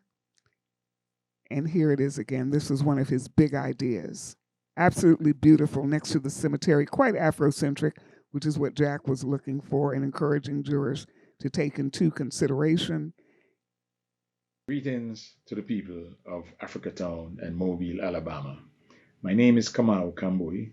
I'm the lead architect for Team Jamaica in the AfricaTown International Design Idea Competition. In accepting the position of third place in the project category number 1, Historic AfricaTown, it is indeed a great privilege and honor for me to represent my fellow team members, Jenna Blackwood, Imoni Grant, Gillian McDaniels, and most of all, the over 4 million African descendants on the island of Jamaica, which we affectionately refer to as Jamdom, the Rock, Yard, or, of late, Ariman. We too, like the descendants of AfricaTown, share a common, rich, and proud history prior to the kidnapping and start of our transatlantic Holocaust journey into and through enslavement. Throughout that long, dark period, we have managed to keep alive over 500 years through many generations, elements of our culture in language, spirituality, art, music, dance, food, athleticism, science, and architecture. And as the late, great Robert Nesta Marley's song says, we forward in this generation triumphantly. I found the AfricaTown International Design Ideas Competition quite interesting and challenging. The in-depth cultural research required to undertake this challenge was inspiring and redemptive, and this motivated the team to vision and represent design solutions that are spiritually and culturally responsive to the memory and spirit of the Clotilda 110. Truly a commemoration of the past for the present and future generations. I have participated in many African-centered design competitions in the past, but to date, the AfricaTown Design Idea Competition has been one of the most fulfilling experiences I've ever had in my over 40 years career as an architect, next to Emancipation Park in Kingston, Jamaica, of course. Congratulations to all the other winners and entrants who submitted proposals. I know it was not an easy task. I thank the organizers and sponsors of this great competition for their foresight and resilience over the years, and I look forward to the next giant step forward. Vision transformed into reality. One love. Peace.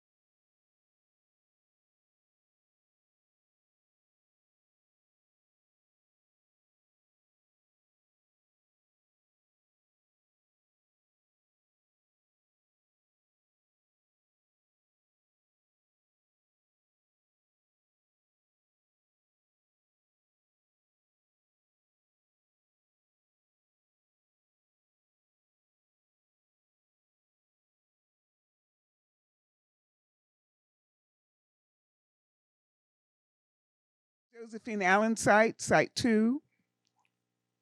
This is what they had to design. AfricaTown Museum, Community Theater, Boathouse for Clotilda, Maritime Housing for Seniors, and also Gateway to Baptism. This is what you said you wanted.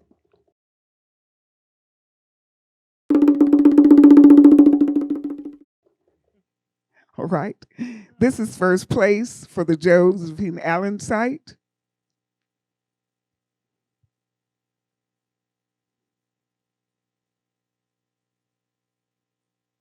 This is their museum and also the boathouse, indoor-outdoor space, manipulation of materials, close to nature, place of baptism very close to the water. Lead designer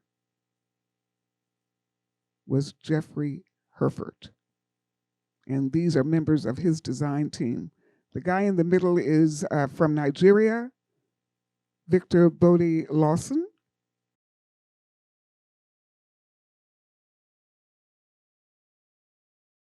This is the second place winner for Joe Allen's site. The first place winner just won $10,000. This is the Joe Allen site. This was also done by the Chinese team of Yang Wang Yu Li from China.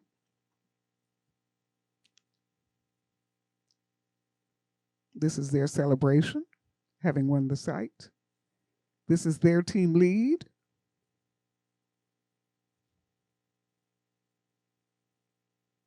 Pictures of 2 of the 4 of their team members.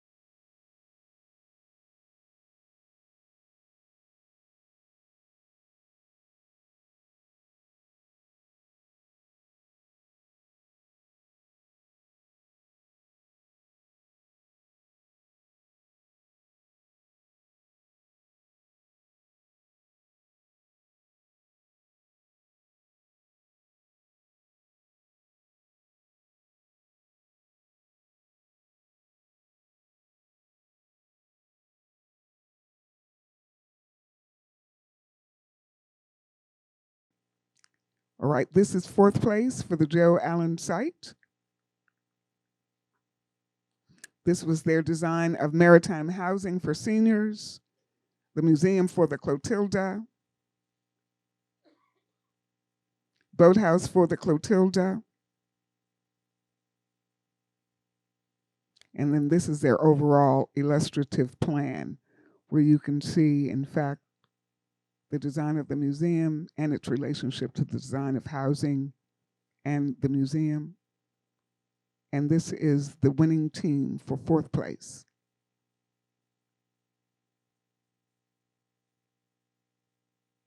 USA, Christian Coles, Olivia Harrell, Jada Ross, and Sally Murtadi.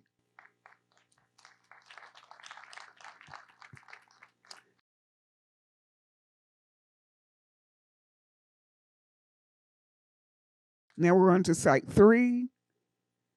This has to do with the water edge sites for the AfricaTown Yacht and Swim Club, the 15 water edge pavilions, the boat fleet owned by the community, and a gateway to the Clotilda Discovery Site. Those are the jurors.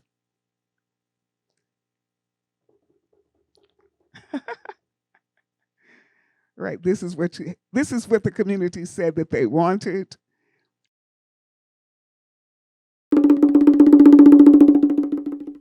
This was also won by WXY Studio and Bodie Lawson Associates.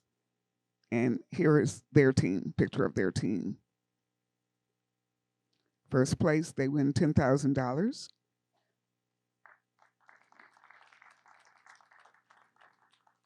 These are their designs for the yacht club.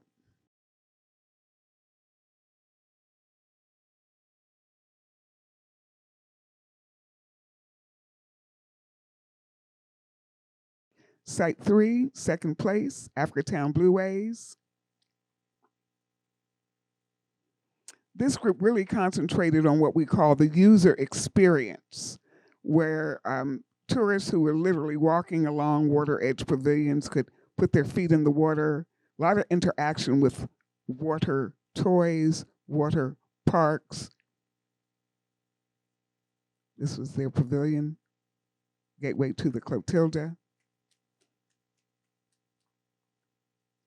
The jury especially loved their fleet of boats that they designed for community use. And here is their AfricaTown Yacht Club. This is Dana McKinney, Megan Eccles, and Jamal Williams. And this is their team. All of them are affiliated with the Harvard Graduate School of Design. They win second place. They win a check for $8,000.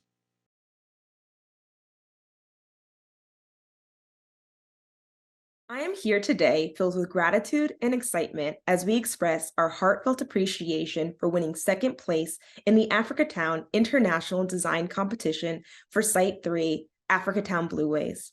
On behalf of our team, Megan Eccles and I from Enfold Collective, along with our teammate Jamel Williams, we extend our sincerest thanks. We are honored to have our vision recognized in this very prestigious and very important competition. We loved our exploration of AfricaTown through its many waterways and cultural legacy. This project fuels our passion to push boundaries and create inspiring spaces that center community voices. Moreover, we are grateful to the AfricaTown community for elevating their history, sharing their resilience, and shining a spotlight on their legacy. Once again, we extend our deepest gratitude to the AfricaTown International Design Competition for this honor, and congratulations to all the other participants, and here's to a future of continued creativity and collaboration in elevating AfricaTown. Okay, Site 3, AfricaTown Blueways, third place. Won by Jonathan Moody of Moody Nolan Architects. We had no idea. But Moody Nolan, you can look them up, is the largest African-American architecture firm in the United States of America in history. And this team also, I have to tell you, Moody Nolan partnered with the architecture students from Tuskegee in order to do this. All right. So I've included the Tuskegee students' pictures at the bottom. You see them there, right?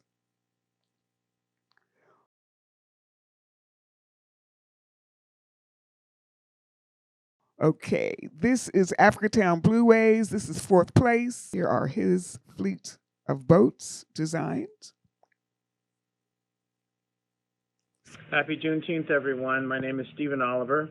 The AfricaTown competition is helping to vocalize a message of reimagination inherent in AfricaTown that speaks to dramatic new paradigms of possibility in the built social and economic environments. This competition asks us to push boundaries, and for me, it's been an incredible affirmation of imagination and creativity itself, drawing out decades of experience in design, knowledge of history, and deep concerns of social justice and peace. It's made me reimagine both the world and myself. This journey is culminating in a sort of homecoming where my path as a designer increasingly merges with my own family and cultural roots. I am grateful for this recognition and thankful for so many individuals in my life from whom I gain inspiration and example through their excellence, including my father, Henry Oliver Jr.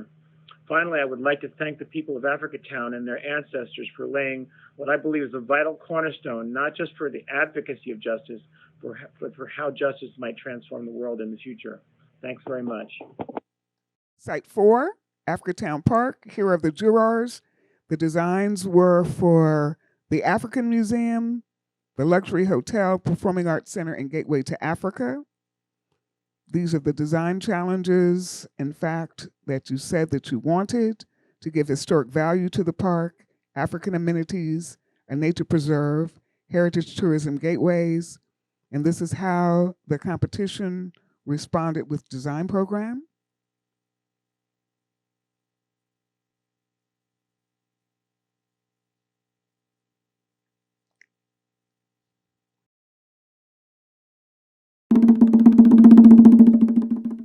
This is the first place winner, the spirit of material culture, sustainable materials in the design of their museum and convention center, won by a guy from Turkey who had just gotten to the United States 2 years ago. And this Hello is everyone, my name is Tai Tekeli and I'm in Nashville, Tennessee right now. Sorry I can't make it today, but I'm glad you made it.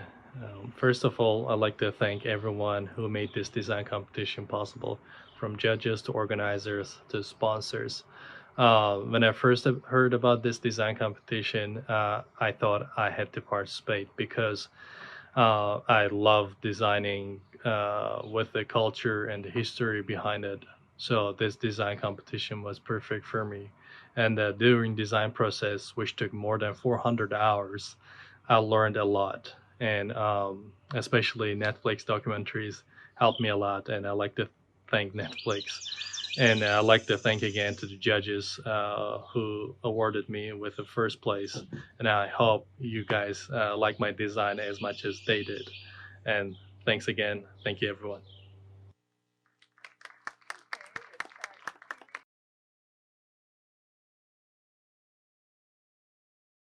okay. Here is second place winner for AfricaTown Park, USA. This is their most iconic Africa Museum. Moody Nolan Architects again with Tuskegee students. Is Tuskegee in the house? I thought I heard some Tuskegee in the house. You all come to pick up your check today, huh? Is that it? You come to get your $8,000 check. All right. Led by Jonathan Moody and Valerie Franklin. Amma. Is Amma here? And also Professor Clark with Tuskegee students.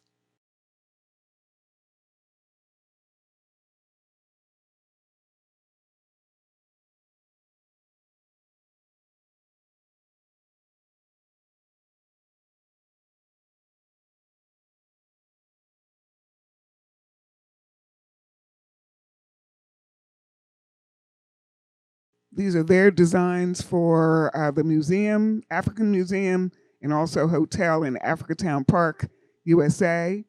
And you can see that their architecture really resembles a set of crowns that can be worn on the head. They tried to here in their text recreate the trek that Kojo Lewis took from inland Benin all the way to the coast to Ouida before he was basically placed on the boat.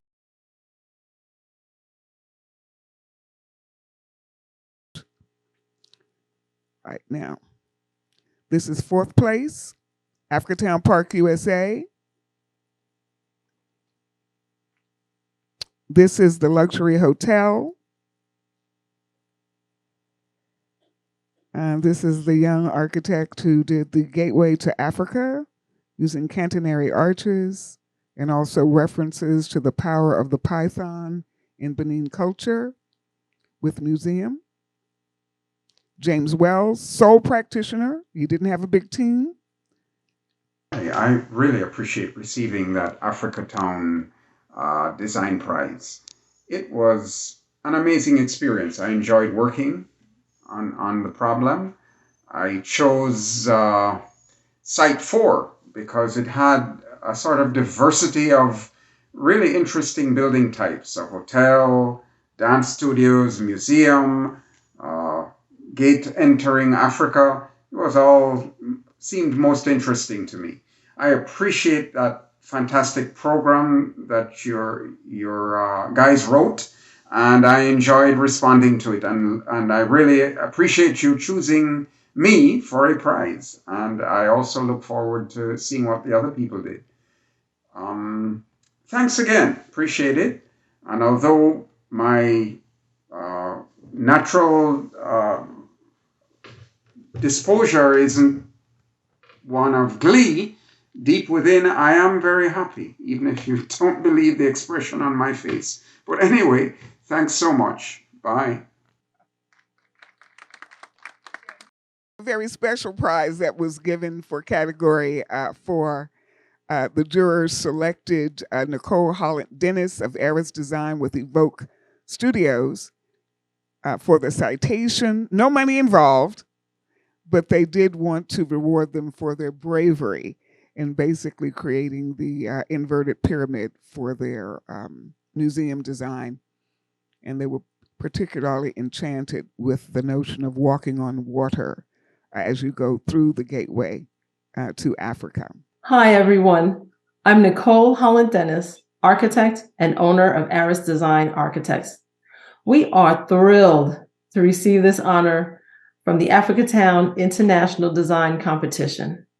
We want to thank the distinguished panel of jurors. The story of the Clotilda is one that should be known globally.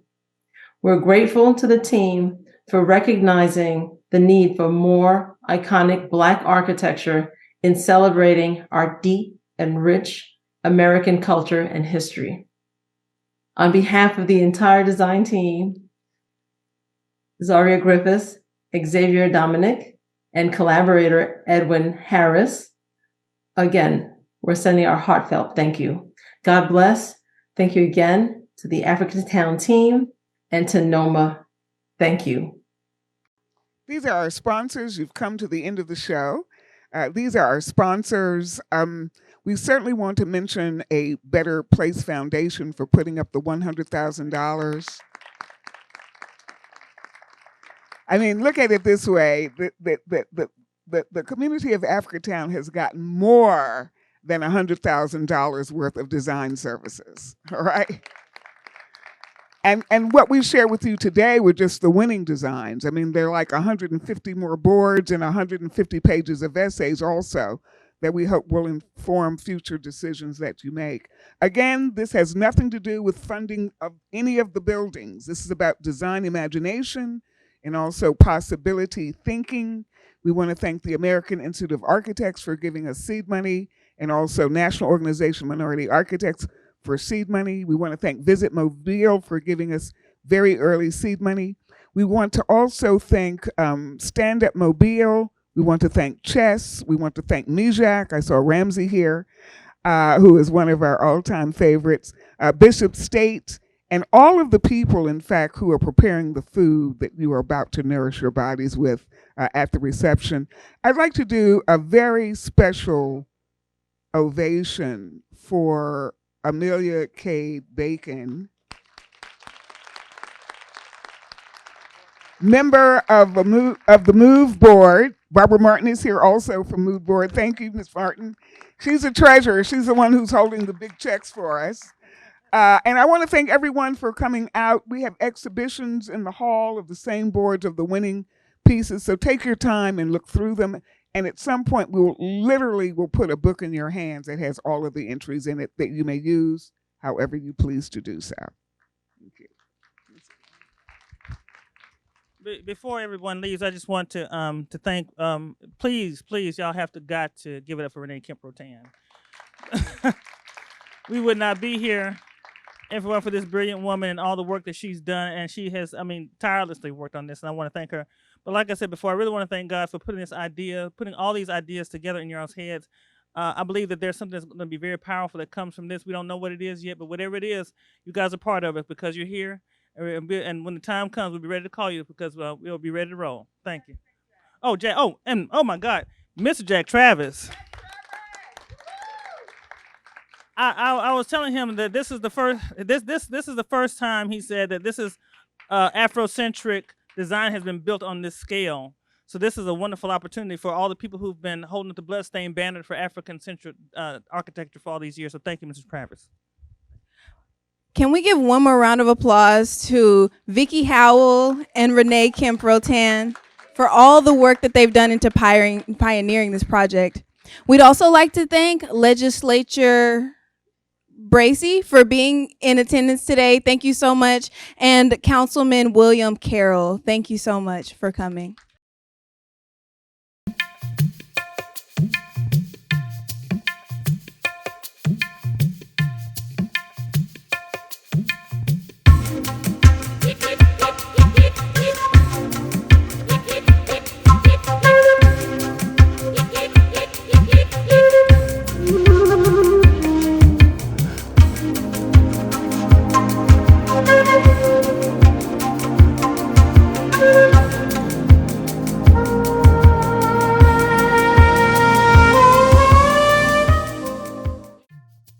Astute observation that the sea change at the federal level might offer some new opportunities to our efforts to clean up the community, because we want to invite company, because the AfricaTown community wants tourism, wants people to enjoy its history with them, that this is these elements of what are lacking today are key to unpacking the future, this future that we want.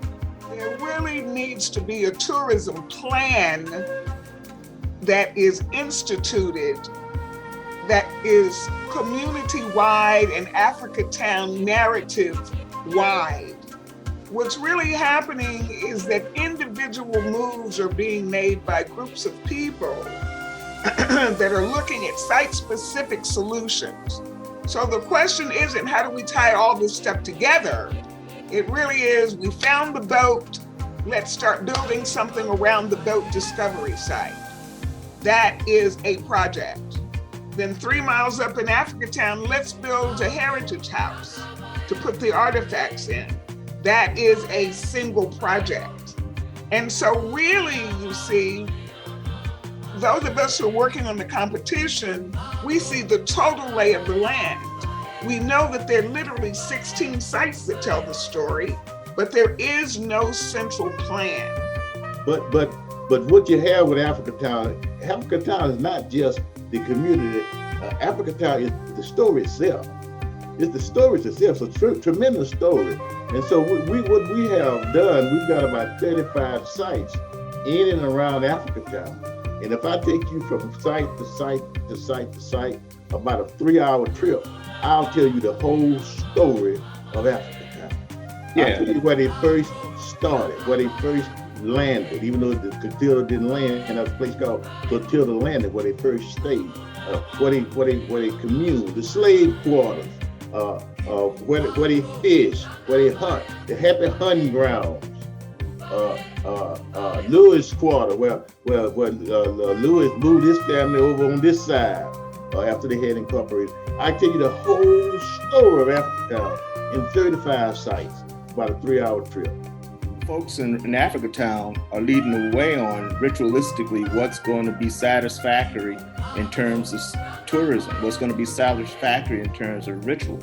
Yes. The Blue Wave folks are doing festivals under the bridge. Yes. Right? The descendants are doing activities connected to the school, the community values, and what's going to be appropriate. At one point in time, some really interesting community fathers wanted to put a roller coaster in AfricaTown. Well, that was unacceptable. Yeah. right? That's not what we're talking about when we're talking about tourism. So part of our interest as a community in the World Monuments Fund is to bring every possible resource that one has to bear in order to regenerate this community, the only community built by Africans in America in the 19th century after the Civil War.